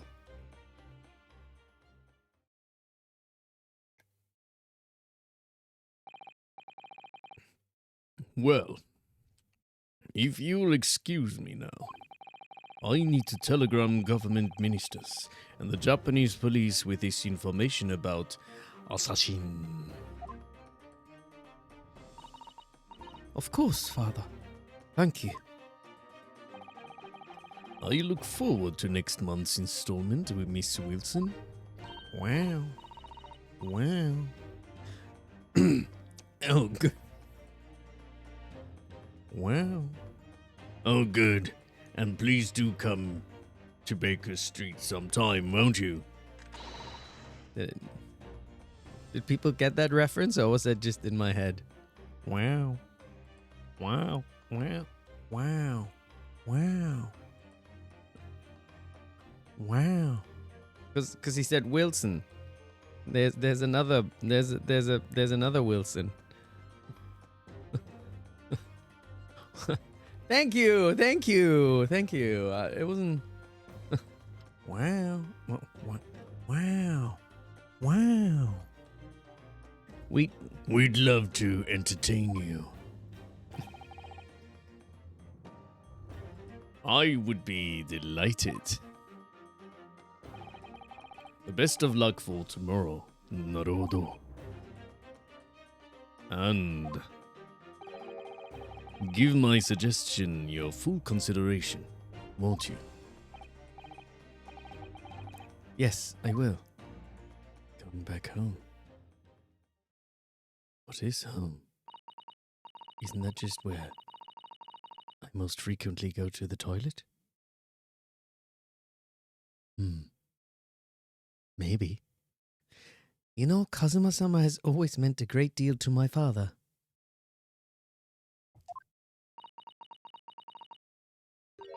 I'm sure he'd love the chance to meet with him and talk to him about all of this. Yes, no doubt. Asashin! Of course. It's so obvious. Who's talking? How could I have neglected to consider the possibility before now? Mr. Sholmes? Ellie, where have you been? Why, I joined you all for tea, of course. What an extraordinary question. I didn't notice you at all. No matter. Anyway, to more pressing concerns. Mr. Naruhodo. Oh, yes? I must dispatch a telegram to your country at once. It is a matter of urgency. To Japan, you mean? Tell me, to whom can I entrust the task? Quickly now, who? Oh, well...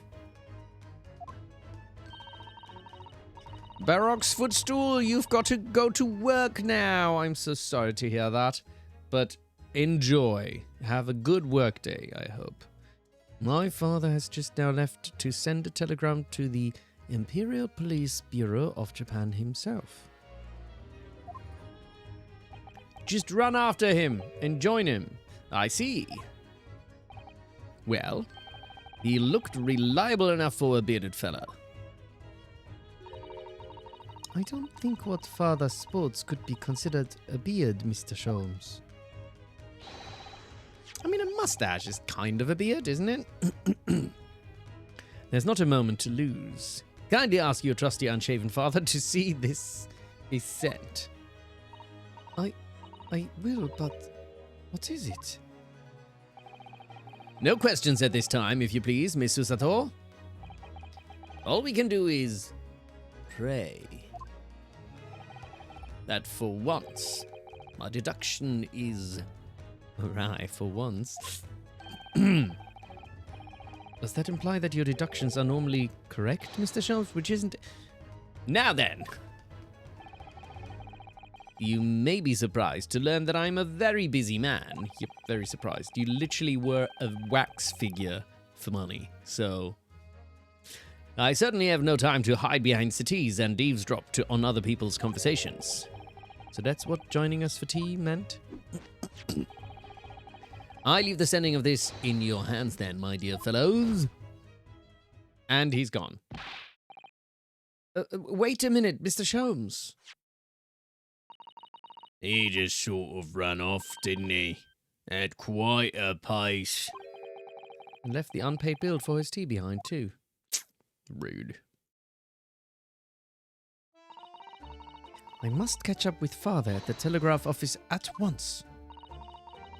And I'll run and call us a cab straight away. Well, they both also just disappeared. Like magic. And there was me thinking everyone would be clamoring to pay Mr. Sholmes' bill. Alright. Nothing more to do here. In some ways, this place seems to rather suit Lord Vanziks. Oh dear, did I say that out loud? Susato. Maybe he's back. Can we talk to Mr. Vigil now?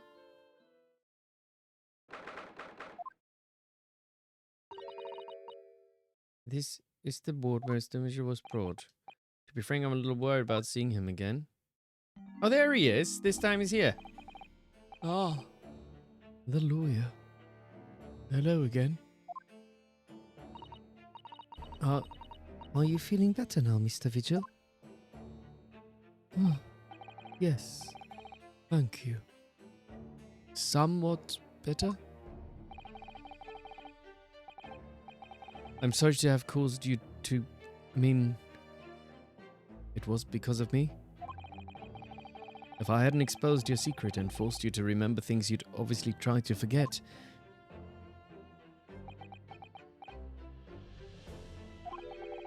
The prosecutor was here until a few moments ago, too.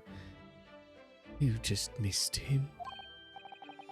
Oh, Kazuma beat us to it. He said much the same as you. He was very apologetic. But the truth is, I brought all this upon myself. Please, don't think like that. Keeping it from Evie, my wife, all these years, I've carried such a sense of guilt. But that's not the worst of it. Over time, I obviously came to deceive myself as well. Oh yeah, that's the worst kind of lie, isn't it? You mean about your dismissal? Looking back now, I'm beginning to think that perhaps Inspector Gregson didn't stumble across me by accident at all. I mean, he compensated me so generously for acting as his stand-in. He was clearly concerned for my well-being and doing what he could do to help. So perhaps Gregson knew exactly what had become of Mr. Vigil all along then. I'm sure this is just desserts for 10 years of lies and deception, but... It wasn't me that helped the professor escape 10 years ago. It wasn't me. I swear it. I swear it's true. Oh, Mr. Vigil. I'm sure you'd rather not dredge up even more from your past at this time, but if possible, could you tell us exactly what really happened? I want to. I need to get all this off my chest. I just want someone to tell me what I should have done. All right, then talk to us, buddy. Inspector Gregson was obviously engaged in a special operation of some sort. He was investigating something that even Scotland Yard couldn't know about. Details of the Reaper's marks, yes. It was when he had to carry out those investigations that I would take his identification and impersonate him. You'd pretend to be the inspector and carry out investigations on his behalf? Oh no, never. A common street peddler couldn't possibly carry out a proper police investigation. All I would do is go to the specified location and make a little hoo-ha. Just something to leave an impression. So everyone there would think a detective called Gregson was here. So that's what you were doing on the day prior to the incident? Yes. He asked me to make an appearance at the park on Lime Street for the Red-Headed League event. So as usual, I flashed the inspector's identification around and was very vocal about my presence. Hello everyone. I am an inspector. I am Inspector Gregson. Here's my badge. But then, you were taken prisoner by those red-headed fraudsters. Yes. So, you would always make a point of showing Gregson's identification and generally being loud?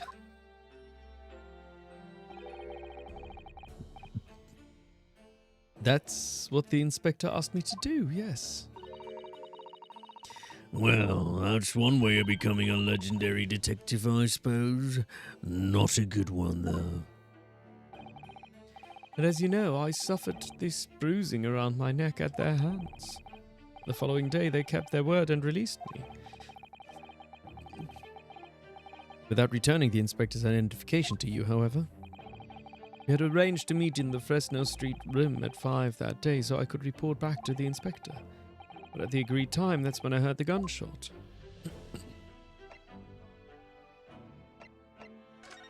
Alright, prison escape. It was at midnight on 17th June 10 years ago. That was the time scheduled for the execution. But the professor's execution never actually took place, did it? Or rather, the execution itself must have been used to effect the plan of escape.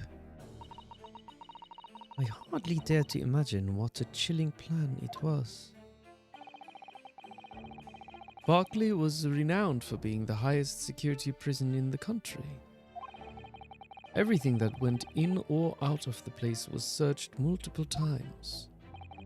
But there was one notable exception, or rather one notable loophole, something that was never questioned. I have a feeling I know what that loophole was now. The coffins into which the bodies of the executed convicts were placed, correct? Yes. Once the coroner had confirmed the death of a condemned convict, the body was taken in its coffin for immediate burial in Lowgate Cemetery just behind the prison. The chief warder was first had to sign the necessary papers, and after that, no member of staff was permitted to touch the coffin containing the body again. When executions took place, only the executioner and the coroner were permitted inside the chamber. I would wait in the adjacent room for word that the condemned convict was dead. On that occasion, once I had that confirmation, I went into the mortuary to find a lone coffin as usual. The procedure was that I would sign the paperwork having checked the coffin, then nail it shut. But for some reason that day, the coffin was already nailed shut. No. I didn't think anything of it at the time. I assumed that my deputy must have checked the coffin and nailed it shut before I arrived. So you mean the coffin contained? Yes. I can only imagine that Asogi, having escaped his execution somehow, was alive inside the coffin. The coffin was then taken out through the main gates and deposited in Lowgate Cemetery. What's up, Lisa Tatara? Welcome, welcome. Presumably there wouldn't have been enough air inside to breathe for long. So in the early hours following the burial, somebody dug up the coffin again to set Genshin free. But in the end, he was fatally shot in the graveyard anyway. What on earth really happened in Lowgate Cemetery that night, I wonder? I'm afraid I really don't know. All I can say with certainty are two things. Asogi couldn't possibly have escaped that way without help from somebody working in the prison. And that somebody was not me.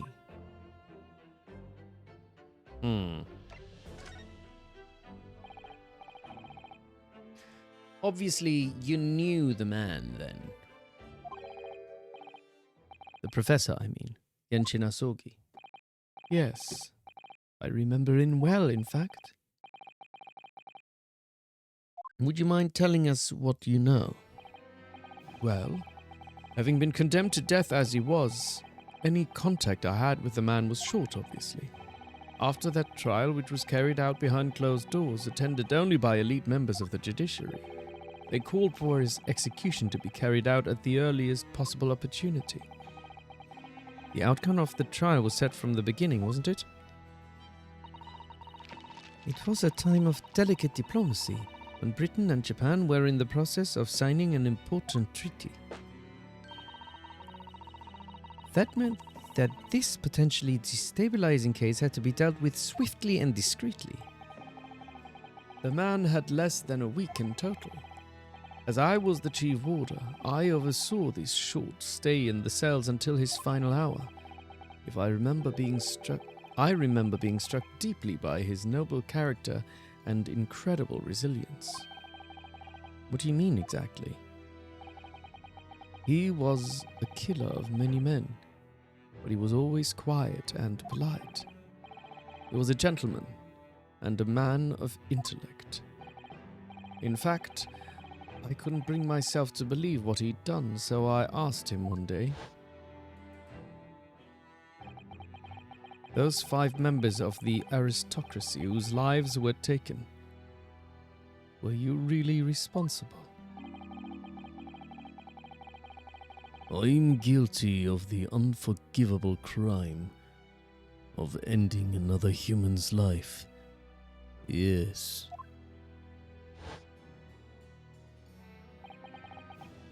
The following day, the closed trial took place, and the verdict was no surprise. Guilty. That night, when he was brought back to his cell, I saw something. Something unusual. Something unusual? What?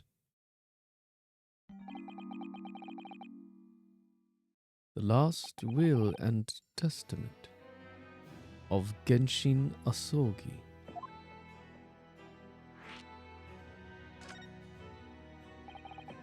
As I said, I was on the night following his trial after he'd been found guilty. I was doing the rounds of the cells, and when I looked into Asogi's,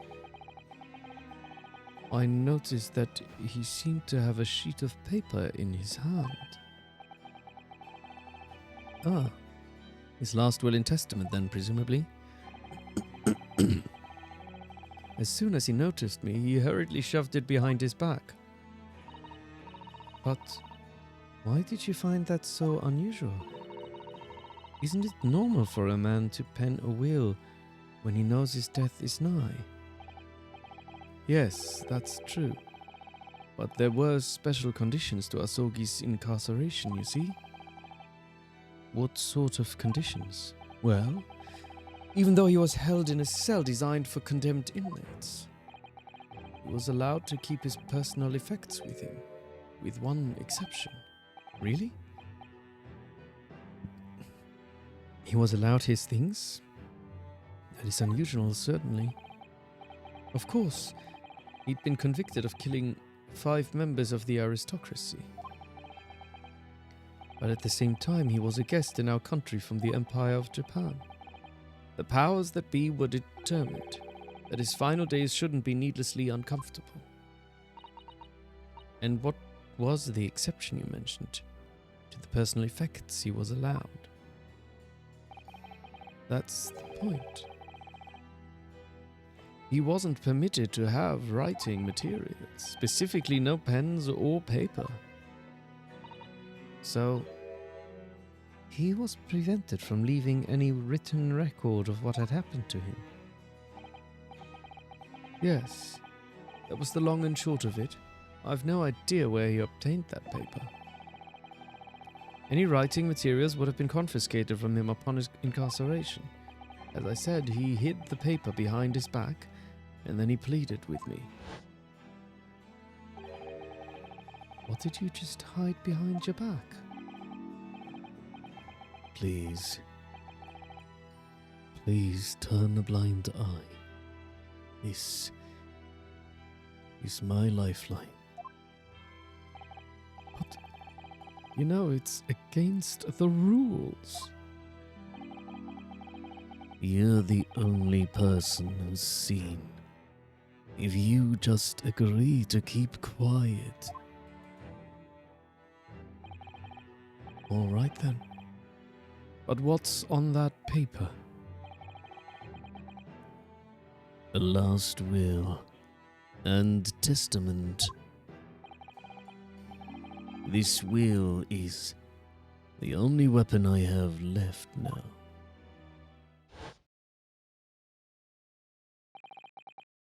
How can a will be a weapon? So I decided to pretend I'd seen nothing, and I let him keep his will. But then later, it just seemed to vanish without a trace. What? What do you mean it vanished? It would seem that isn't the end of the story of this mysterious will. What happened with the damn will? I was the only person who saw Asogi's will, but somehow it disappeared. It was after Asogi's execution. Which was actually an elaborate jailbreak.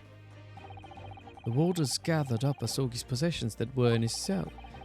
They were all to be sent back to his family home in Japan, you see. To poor Kazuma-sama. And you're saying that it wasn't anywhere to be found among his personal effects? The will, I mean. That's right. Though I didn't search through them myself. But Governor Caden was livid. He was screaming.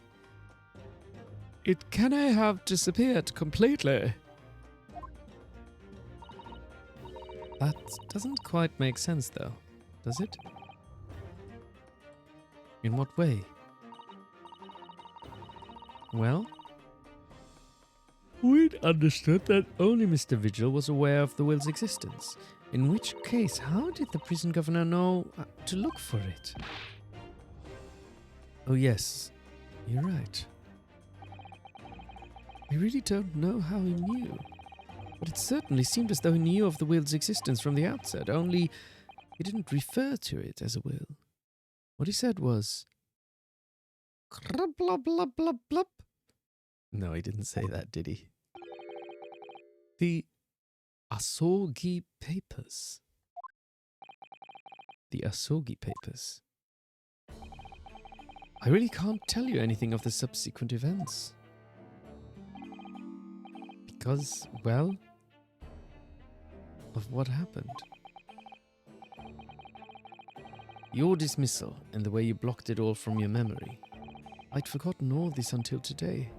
I don't suppose it's relevant to the case, though. Well, anyway, thank you very much for sharing it with us, Mr. Vigil. We're very grateful. God, that story had me quite drawn in there. I'm afraid there's really little more I can tell you.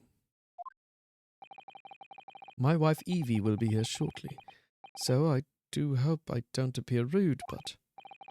No, not at all. Thank you again.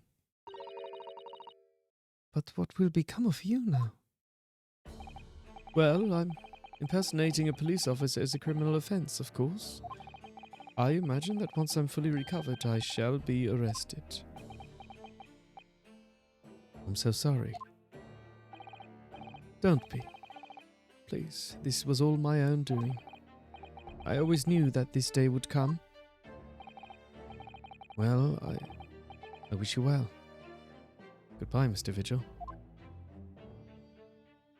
Oh, wow. Is this the last? Ah! Before you go, there's just one thing. Yes? What is it? The Asogi papers. Yeah? I'd be very grateful if you'd make no mention of the things I told you about them. What? Of course we will. Presumably for some good reason? It's my understanding that their very existence is a closely guarded secret. If it became known that I'd remembered, well, it could be rather troublesome, I think. I understand, and I will completely ignore what you just said. I mean, only the last bit, but everything before I will use as it benefits me. No, I'm just joking. Of course I won't. I'll be very careful, but eventually it'll all come out. The truth will out. Some sort of will that Genshin Asogi... The truth will out. Some sort of will that Genshin Asogi penned just before his death, which the man himself claimed was his last weapon. I wonder. Perhaps it's had something to do with his plan to escape. There's anyone who might know more about a document that Kazuma's father left behind. It would be Mr. Vigil's governor.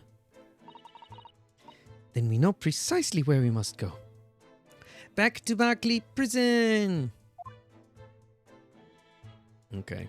I need to pee again because I have so much to drink.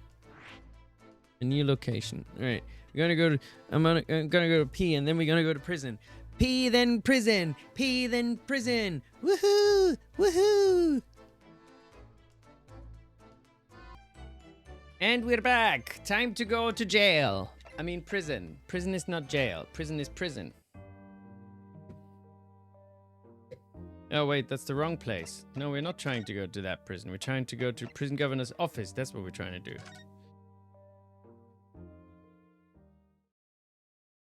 Silly man.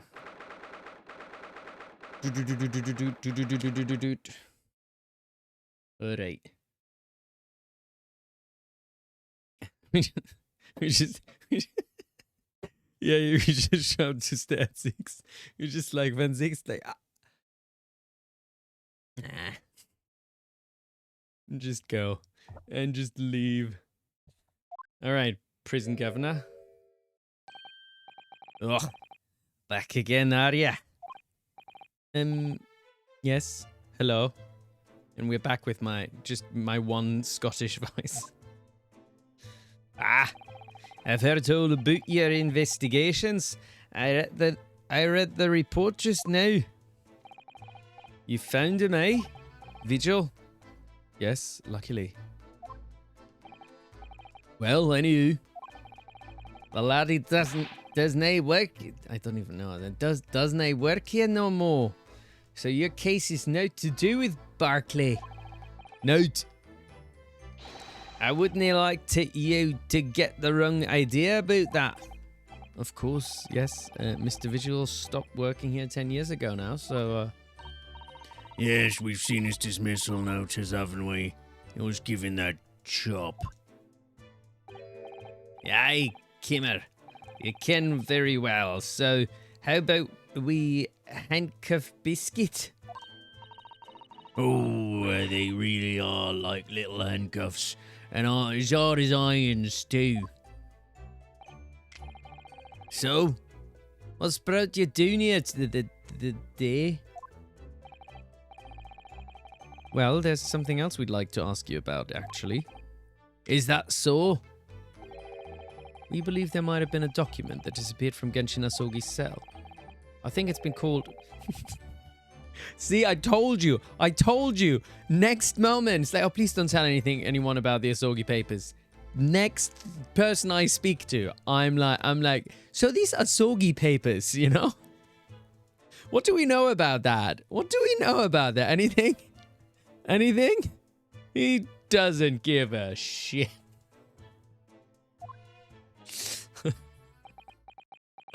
Oh well.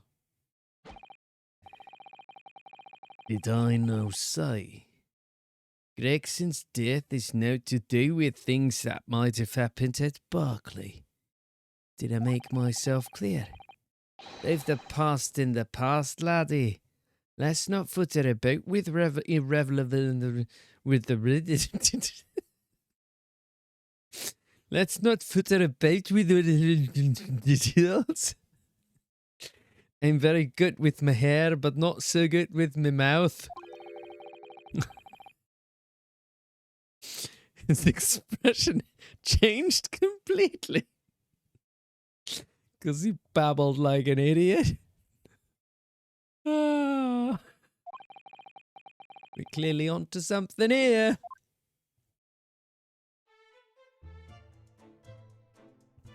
Alright, tell us more about the Asogi pair. 10-year-old legacy. That murderous botched execution and the whole miserable escape. They were Barclay's darkest hour, aye. A shocking embarrassment.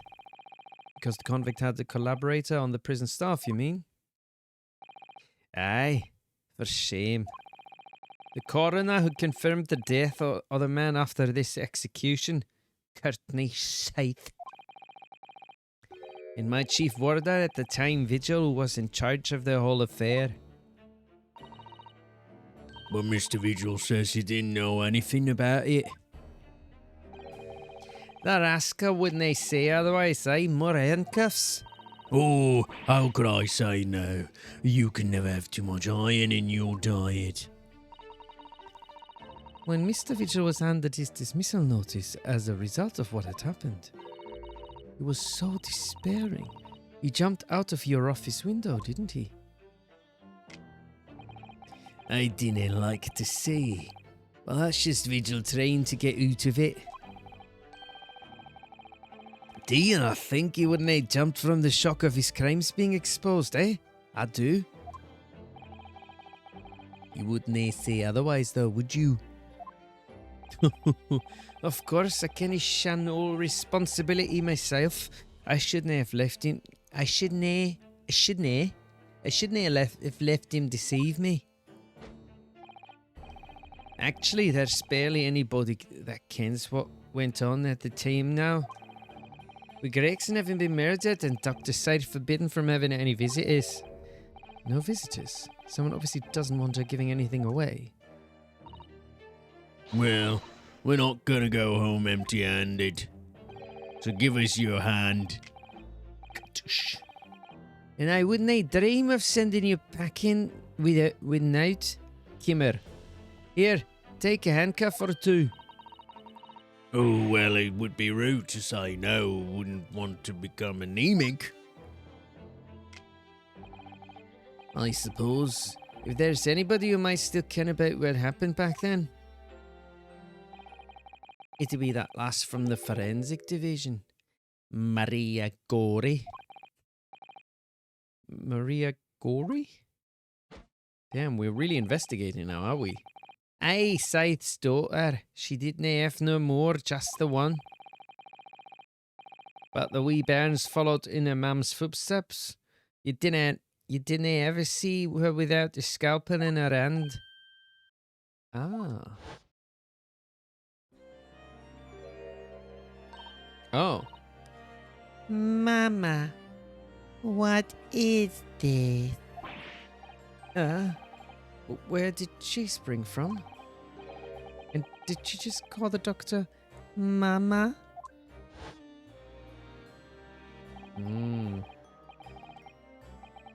Dr. Scythe's daughter, Maria Gori.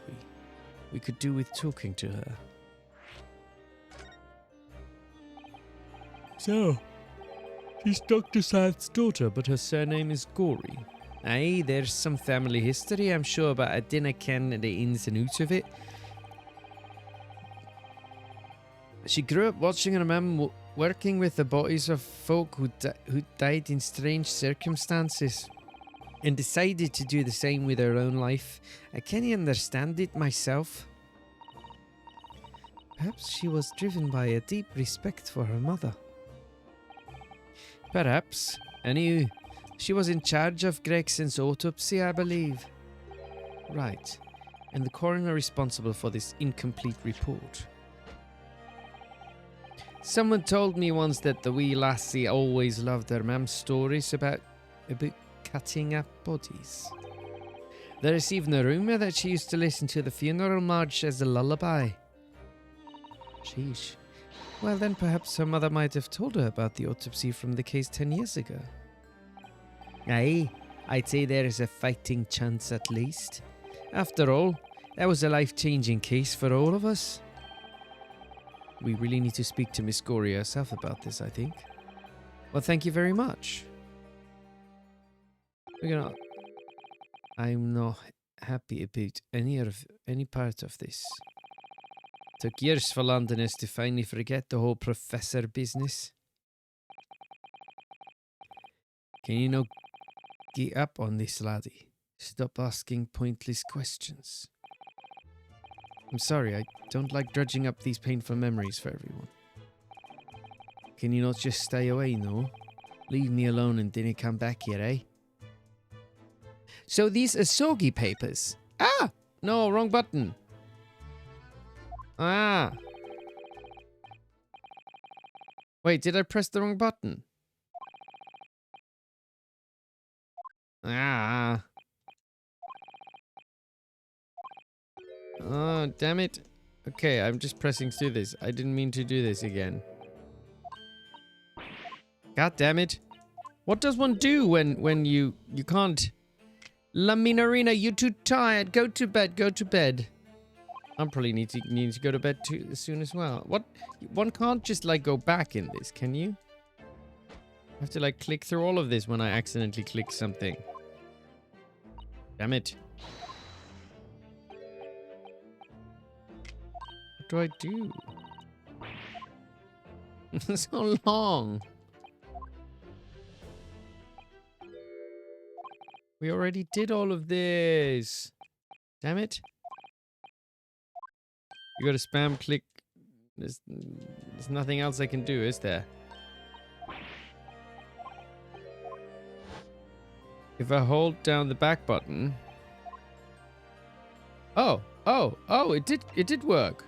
Oh, I could just go back. I didn't realize. Okay, Asogi papers. There we go.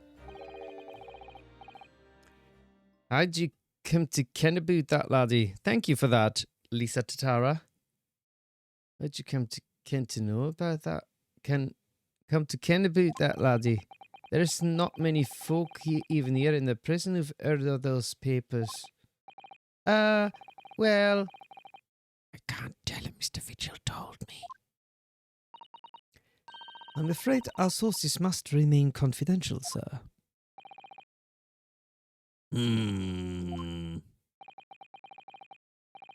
We've been led to believe the papers are actually a last will and testament. Is that right? The professors, or rather Genshin Asogi,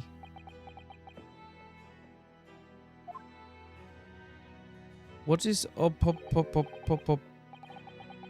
What is op? And who's Gilfy? I don't understand. Hey, that's right. You're well informed, Jimmy. Who's Jimmy? What? Oh, is that the end of the silent treatment? But then after the convict's execution, it mysteriously vanished from his cell, didn't it?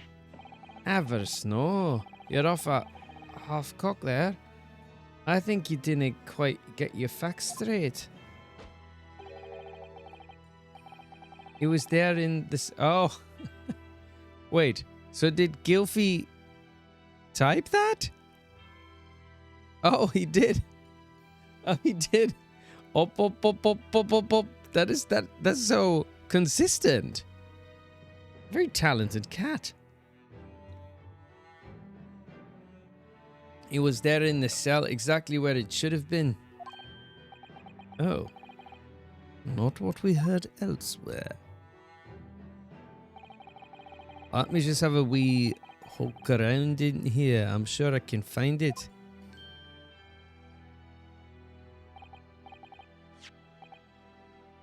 Aye, here you are. See? The last will and testament of Genshin Asogi. Written with the what was it again? Calligraphy? Calligraphy, that's the word. Calligraphy brush.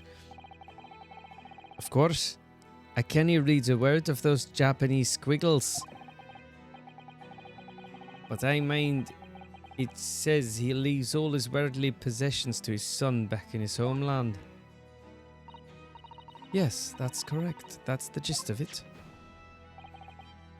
So these are the Asogi papers? He's lying. Aye, of course they are. Papers written by Asogi, no doubt about it. There's no mystery here, laddie. That's your lot. Very convincing. I'm completely convinced that you're not lying. After all, the stramish or that slayster of an execution. We sent the man's possessions back to his clan in Japan, and that was the end of it. So why didn't you send these papers then? Weren't they also his possession? I think we ought to make a record of this, Mr. Naruhodo, just in case. One thing before you go on your way, Mr. Naruhodo. Oh, yes? Those papers are now to do with Gregson's death. I prefer it if you didn't make no mention of them outside this office. Or rather, I wouldn't just prefer it. Consider it an order from the highest level of our government. Huh. I understand. Can we look at them? I, last will and testament of Genshin Asogi. I, Genshin Asogi, hereby request that upon my death, any and all material possessions and wealth belonging to me in London be delivered to my son, Kazuma Asogi, in the Empire of Japan. It is with deep sadness that I accept my fate in this foreign land, in the knowledge that I will never see my homeland or family again. But I regret nothing about my chosen path. Gosh. Can we examine his room? Or is he going to get upset? I'd never have expected to find a parrot in a prison. Must be the governor's pet. Given where we are, it's hard not to see the poor creature as a prisoner. Let me out! Didn't kill me!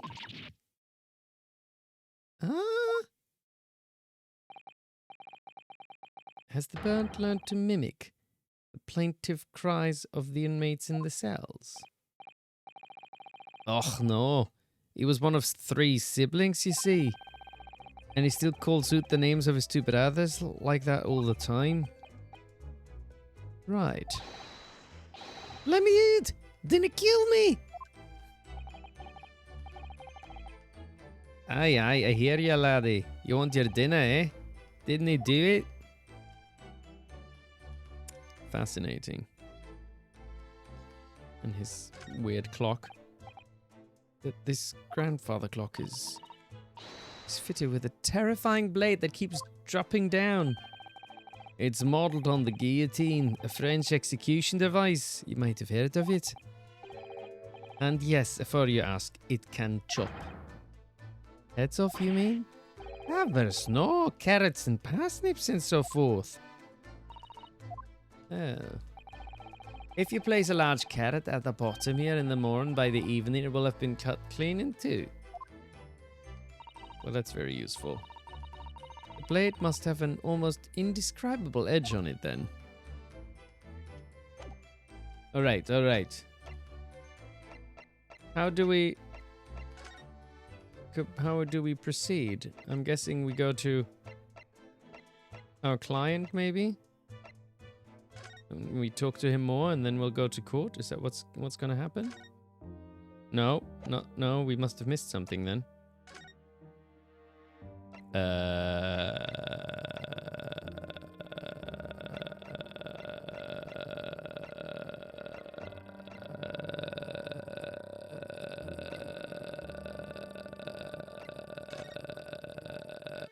Maybe we just investigate some more here. Is that what's happening?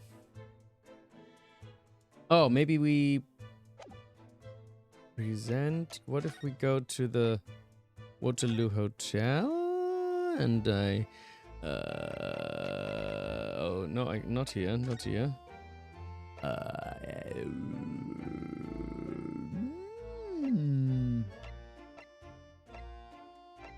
So maybe we go to Mr. Vigil and say like, hey, we told the we told that guy about the Asogi papers. What do you think about that? You know, disguise as Mr. Gossip was really quite masterful, wasn't it? I can't remember anything about it except for the floppy lip. I imagine not even his wife would have recognized him. Perhaps. But did he really have to take it quite so far? I know he is so sad, isn't he? We shouldn't tell him. Fresno Street Room? Or maybe there's just more that we're supposed to investigate in... I mean, this is not really changed at all, so I don't have a feeling it would be here. Or maybe there's just... Is there something else in his office we're supposed to investigate? An axe, a hunting rifle, and 4 pairs of handcuffs. That's a daunting collection. Ah, there's a story behind every one of those. You mean the rifle was a famous killer's murder weapon, and the axe was wielded by an infamous executioner, and the handcuffs were once used to immobilize a fierce 4-legged beast when it was arrested. I think you're in the realms of fantasy now, Mr. Naruhodo. Not those kinds of stories, Jimmy. That axe was the one I used to chop down the cherry tree at my house. Mrs. Caden wasn't he best pleased? Ah. And the cuffs on the left are the ones I caught my first burglar with back when I was a bobby. The stories were a little different to those you imagined, I think, weren't they? Yes, to my relief, and in some small way, my disappointment. Okay, what now? Do we look at the pictures? I suppose these are all former governors of Barclay Prison, are they?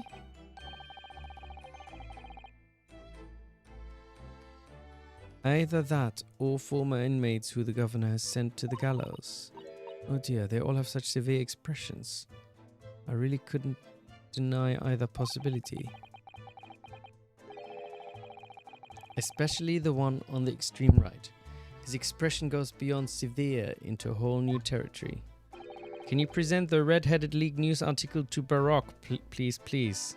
Okay, is that a fun thing that happens? I'll do that. That one's me. Ah. I'm terribly sorry, sir.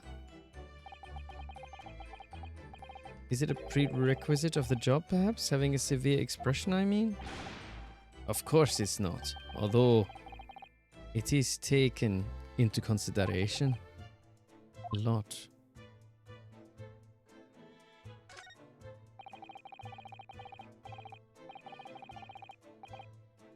So happy you can be here to request it yourself. Oh, is that one of your favorites or something? That's a very large cabinet full of papers, isn't it? It's labeled Inmate Register, look. And all the files are in alphabetical order. So he's just letting me look at it now. Has 50 years worth of records of Barclays inmates. Whether or not they left alive after serving their term. All the details about the crimes they committed are recorded in there, like an epitaph, you might say.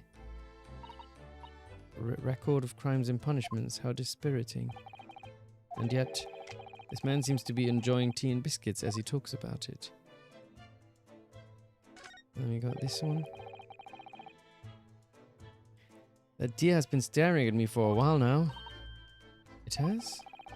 The poor thing can fit through this small hole in the wall, but it can't get its head back out again now either. It's giving me a woefully imploring look. It's not real, Mr. Naruhodo. It's stuffed. What? I mean, yes, of course it is. I knew that. For a moment I thought it was another assassin sneaking in via the ventilator. I don't like to say so, but I think perhaps you need to reread The Adventures of Herlock Sholmes. I think dude does need to lie down, doesn't he? There isn't really anything else in here. Okay, let me present that thing. But then I'll also need to figure out what else I still need to do here. Which article? This one? It's not for me. Ah, that's not why I was showing you it. I suppose. If it was a black-hatted league, you would have no hesitation. None whatsoever. Sadly. My own hair could no more be described as black as it could red. What is it, like grey-blue? What coloured league should I then join? People are troubled by the most unexpected problems at times. Very troubled indeed. Maybe we present this to him. What's that? Ah, it's just something I was hoping to ask your opinion about, that's all. It's a serious crime for the defense to attempt to extract information from the prosecution by illegal means. What? I think we have more of a defense and client relationship now, don't we? Oh, so... That didn't help, though. That didn't help.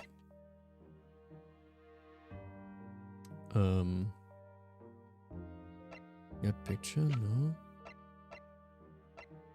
How do we get back to court? We have no more conversations left. This didn't work. Not this. Oh, maybe we just show him the papers and then he can tell us. Oh, we can't present to him. Oh, shit. I thought we could show him the Asogi papers and be like, are these the papers you were talking about? And he'd be like, no. They're completely different. Oh, Strongheart. Did I... Oh, there it is. Lord Chief... Yeah, I can go to Lord Chief Justice. Fair point, fair point. Oh, there he is. 2nd November, British Supreme Court, Lord Chief Justice's office. No arguments, Prosecutor Asogi. You will continue with the trial exactly as I instructed. Is that clear? Perfectly. It's Kazuma-sama. Defying Lord Stronghead by the sound of it. He never did know when to back down.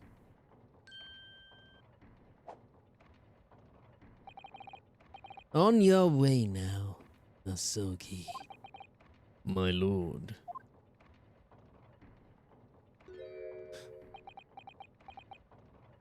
What are you looking at? Kazuma?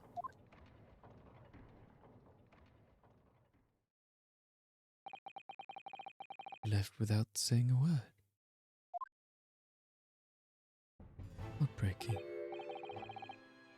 Yes. What are you doing here? Oh, I was just hoping to ask you a few questions, if you wouldn't mind. I wanted Vanziks' trial concluded today. But Prosecutor Asogi's unwelcome inquiries are going to make it take longer than necessary. Unwelcome inquiries?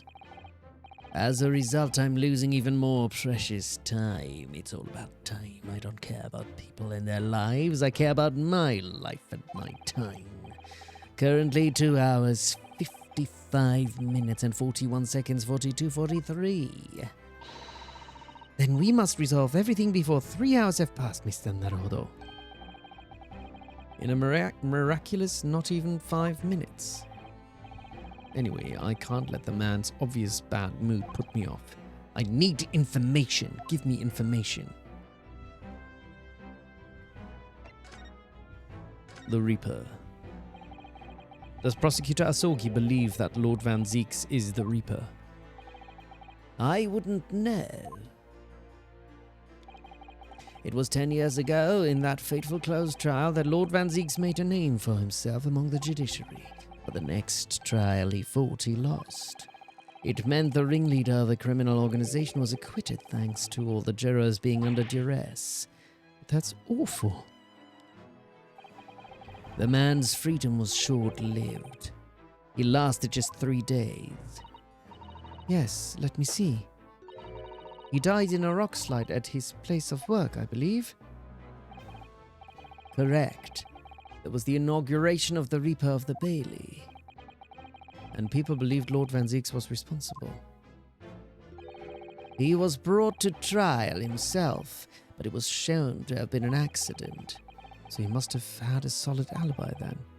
Nevertheless, the mysterious deaths continued. In total, 16 persons perished in unusual circumstances, ostensibly at the hand of the Reaper. That's a long run of coincidences.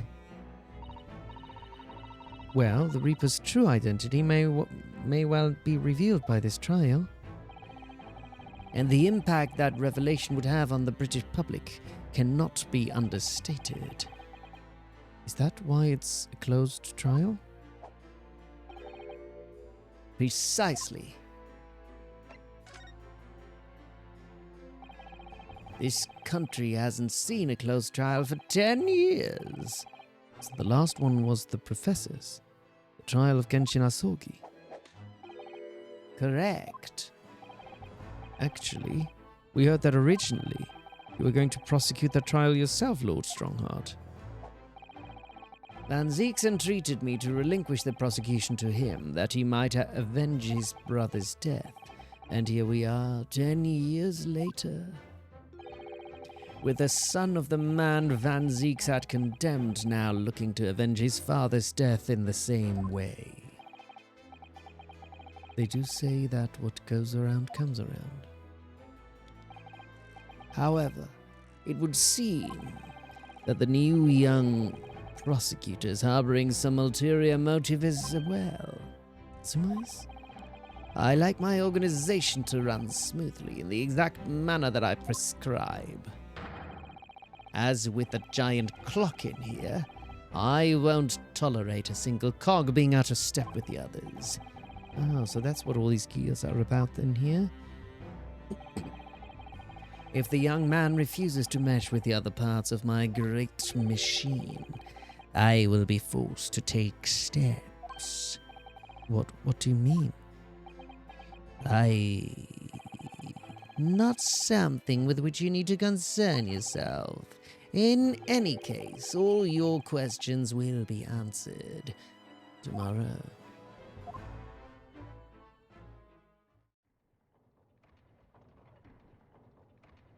I guess now I shall have to ask you to excuse me.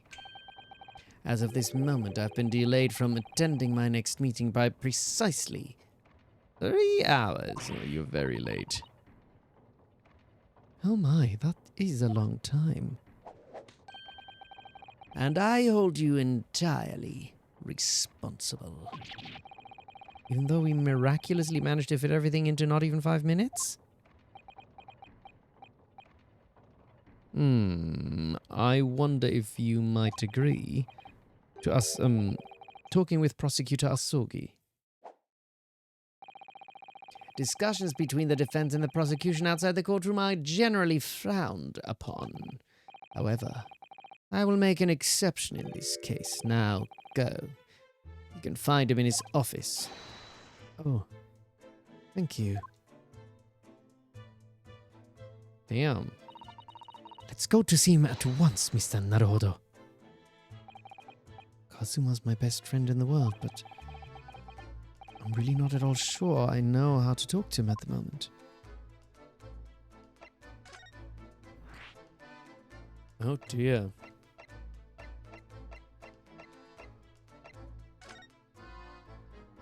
Is this Vanziks' old office now?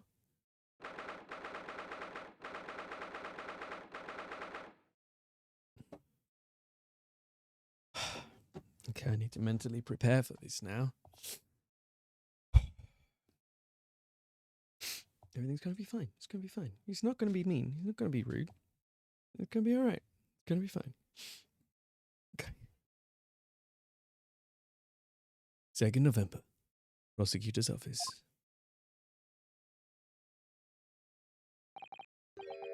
So, this is the office of Prosecutor Asogi now, is it? Kazuma-sama is doing so well for himself. Even though he's always forced to kneel on the floor, Japanese style, in that corner. That dark corner. It's his habit to sit Seiza style whenever he's working.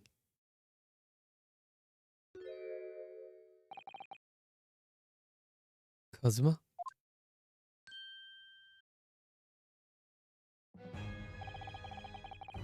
I thought it wouldn't be long before you paid me a visit, Ryunosuke. I was right about what I said, wasn't I? Sorry? That you have all the makings of a great defense lawyer. I guess. Well, I always believed that you'd fulfill your dream of advocating in the British courts. I just never imagined for 1 second that it would be as a prosecutor. Seeing you stand in a foreign courtroom, so gallantly realizing your dream, Kazuma-sama, I'm truly happy for you. And I'm truly thankful to you, Judicial Assistant Mikotoba.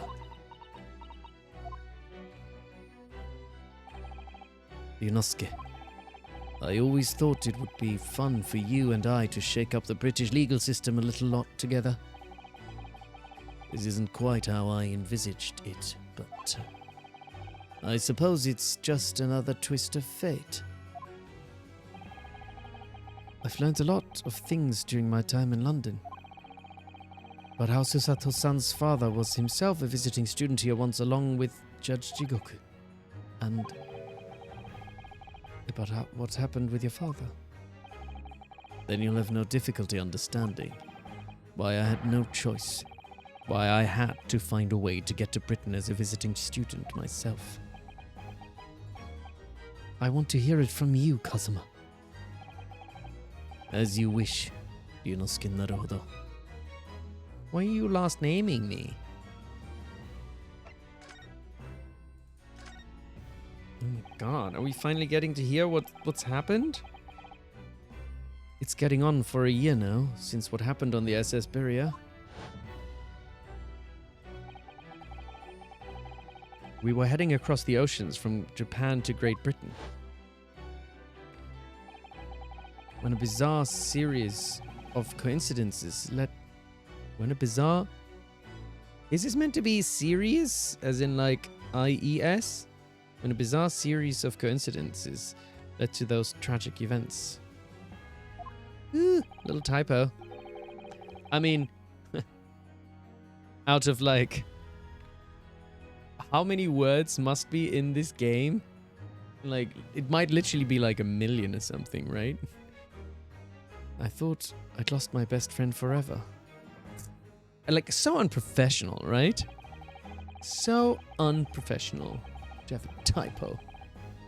That's it. Stream over. Goodbye, everyone. I can't do this anymore. It's just crazy. I must have been unconscious for a long time. When I awoke, I was lying on a bed.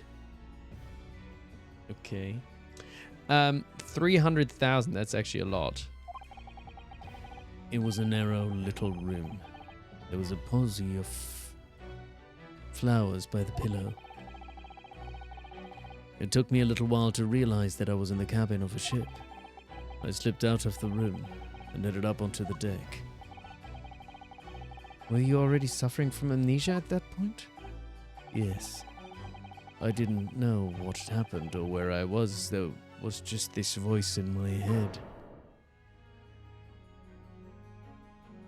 You have something you have to do. Something no one else can know about. Go to Great Britain. Your task awaits you there. It was a calling I couldn't ignore. It compelled me relentlessly. Out on deck, we saw that I was on a huge steamship where we docked. And we were docked in a large port. Must have been Hong Kong. Yes. Yes, it must have been.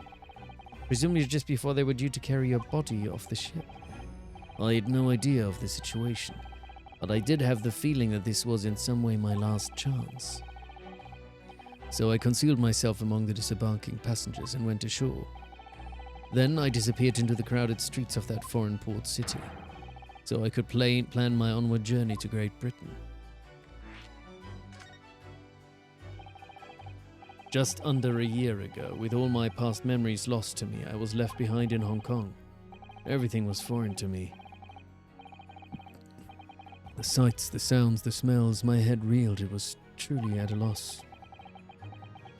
I realize now that I'd escaped as a dead man, with nothing but the clothes on my back, no money, of course. Oh, how terrifying for you. Luckily, though, I had 2 feathers in my cap. One being your knowledge of English, I suppose. That's right. And on the back of that, I was able to pick up some work as a deckhand on a cargo ship. Eventually, after calling at countless ports, I finally arrived at Dover. There must have been some 3 months ago now. Your formidable tenacity of purpose showing itself again. I mean, the man had lost his memory and had literally nothing to his name, but he still managed to make his way to London on the opposite side of the world. Of course. I had no idea why I'd moved heaven and earth to get here at that point. So, how did you end up becoming Lord Vanziks' apprentice then? That can only be called an extraordinary stroke of luck, really.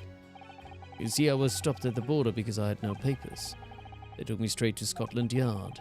By sheer coincidence, Lord Strongheart was there to attend a meeting. That's when the second feather in my cap came into play. Would that have been your knowledge of the law? Yes, exactly. Lord Strongheart was curious about an Easterner with intimate knowledge of British law. He took me back with him to the Supreme Court and assigned me to the prosecutor's office. And then, 9 days ago,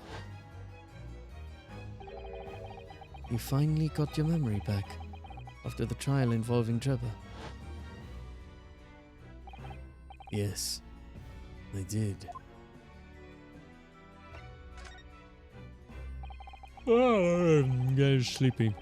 Ever since I first met you at Yume, you talked about your dream.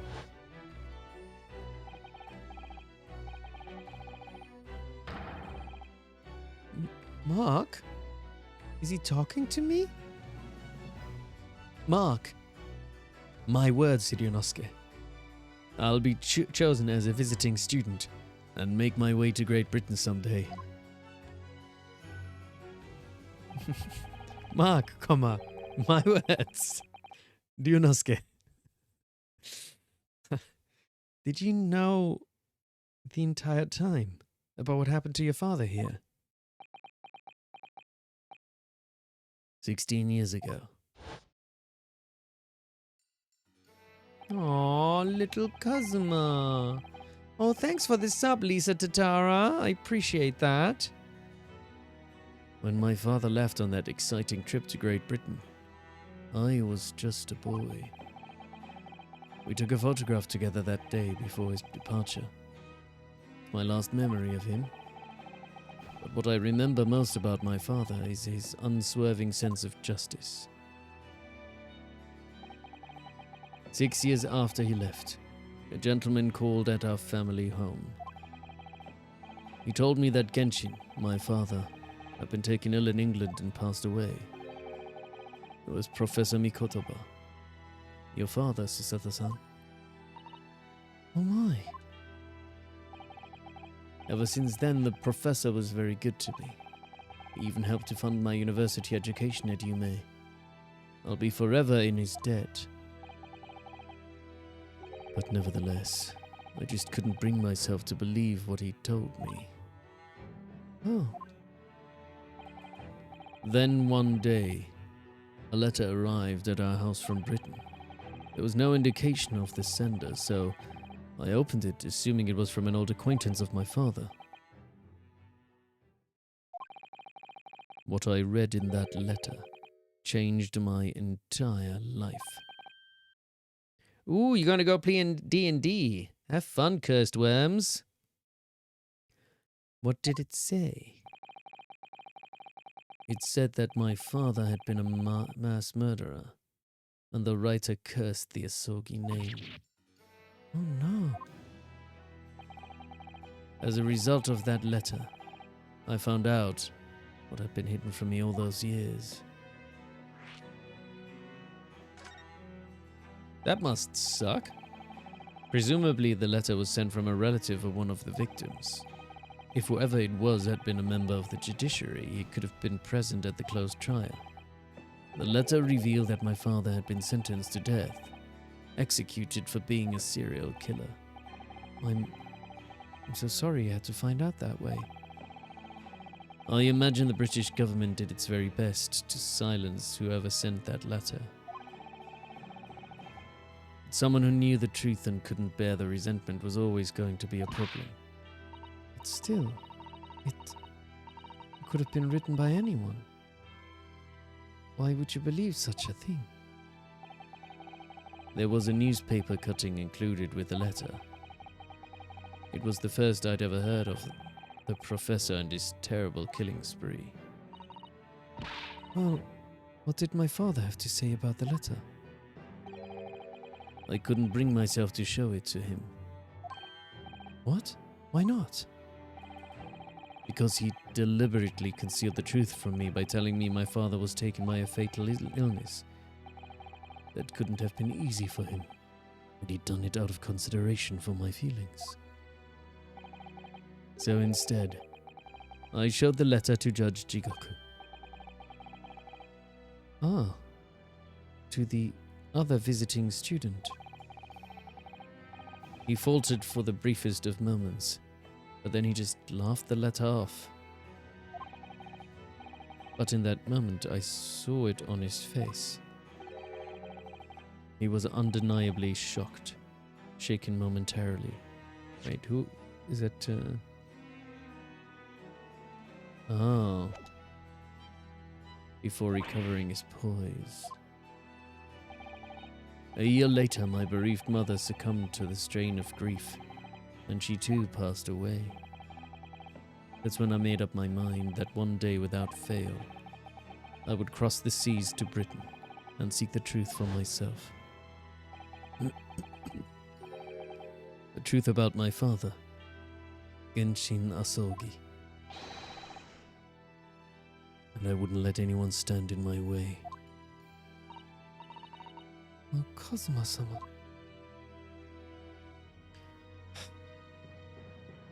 You know, given that he had like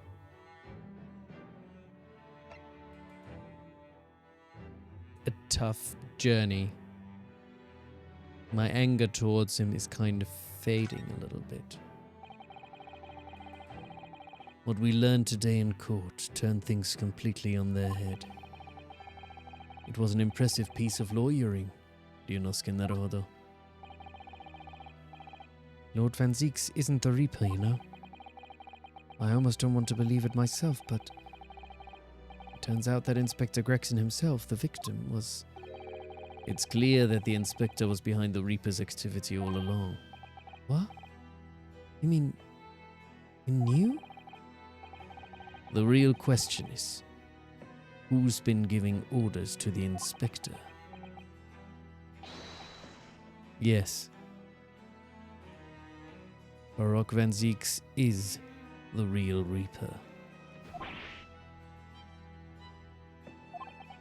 And I know that 10 years ago, it was him who decided my father must be a mass murderer and send him to his grave. No. He was merely seeing justice was done as the law dictates. He's not to blame. Ultimately, it's people who condemn people. The law is just a tool that they use to do it. And when a man condemns another, he must take responsibility for his actions. Of course he must. But I know for certain that my father would never have taken another man's life. Kazuma. On the contrary, my father's life was taken by the Reaper.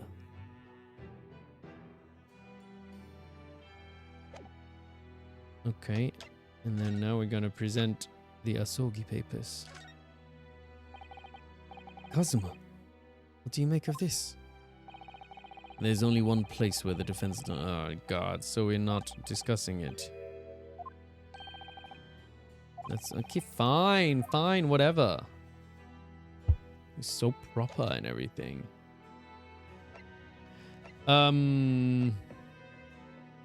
We've spoken about everything. Does it mean we're still not in court though? What the hell is this? Oh, that's the... What the... It's a scale model of the crime scene. Oh, yes, I realize that. Does the prosecution office make a model of the scene for every single case? Apparently so. Sometimes it helps to visualize things better and notice things you hadn't spotted before. Actually, the miniature notice board is my work. Be honest. You enjoyed making that?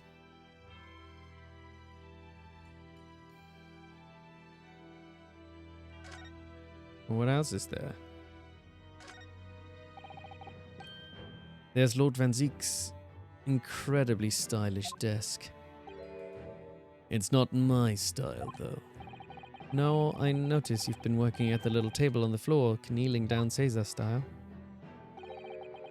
I thought it was some kind of punishment set up by Lord Vanziks when I first saw it. I find it the most comfortable way to work.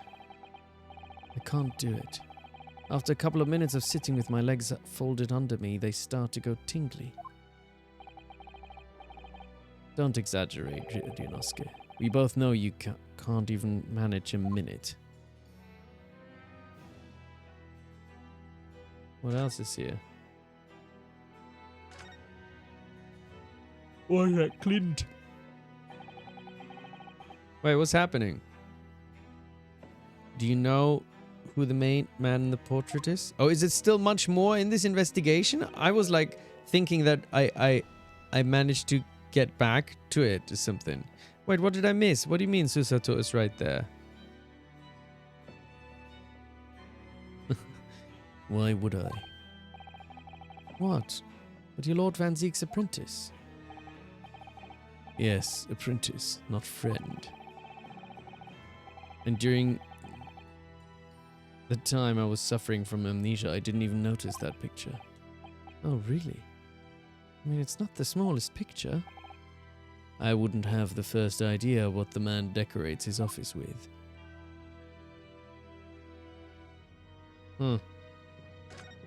Are we not like near the end of the investigation? Is there still so much more?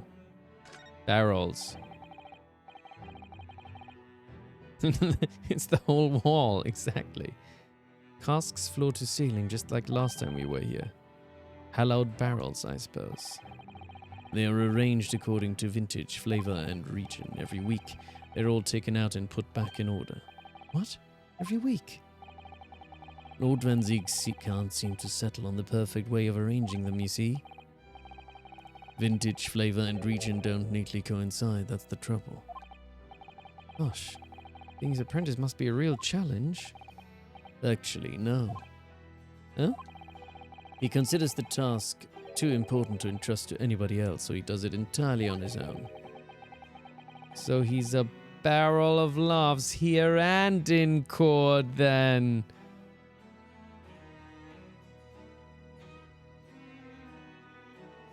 Nice. Nice. Nice. Nice, Ryu. Very good. I think that deserves a prize. So I think there's nothing else here, man. Oh, the chalices, of course. Lord Vanzik's fine collection of hallowed chalices and bottles, all neatly lined up. Yes, he's extremely particular about all that. He has a strict regime for everything, from the storage of the casks to the bottling of their contents. Gosh, you must be having a really tough time of it being his apprentice. Actually, no. Oh? Is there another pun coming? He's so particular about it all, he refuses to let anybody else touch any of it. So it's been quite easy for me, in fact. Talk about weird. Aw, I thought there might be another pun. What could be another pun? I guess you're just a glass half. No, I don't know. I'm not coming up with a good pun. It's still not back to court? I can't converse anymore? But there's nothing else, is there? Somebody said, was it Stream Sam's? Did you say earlier, like, there's still a lot more in this investigation? I'm still not at the end. I don't know what I missed. There's more? Okay, if there's a lot more, then maybe we'll call it here today then. Because I am getting kind of sleepy. I am getting kind of sleepy. And I'll have to figure out what the more is that we need to investigate.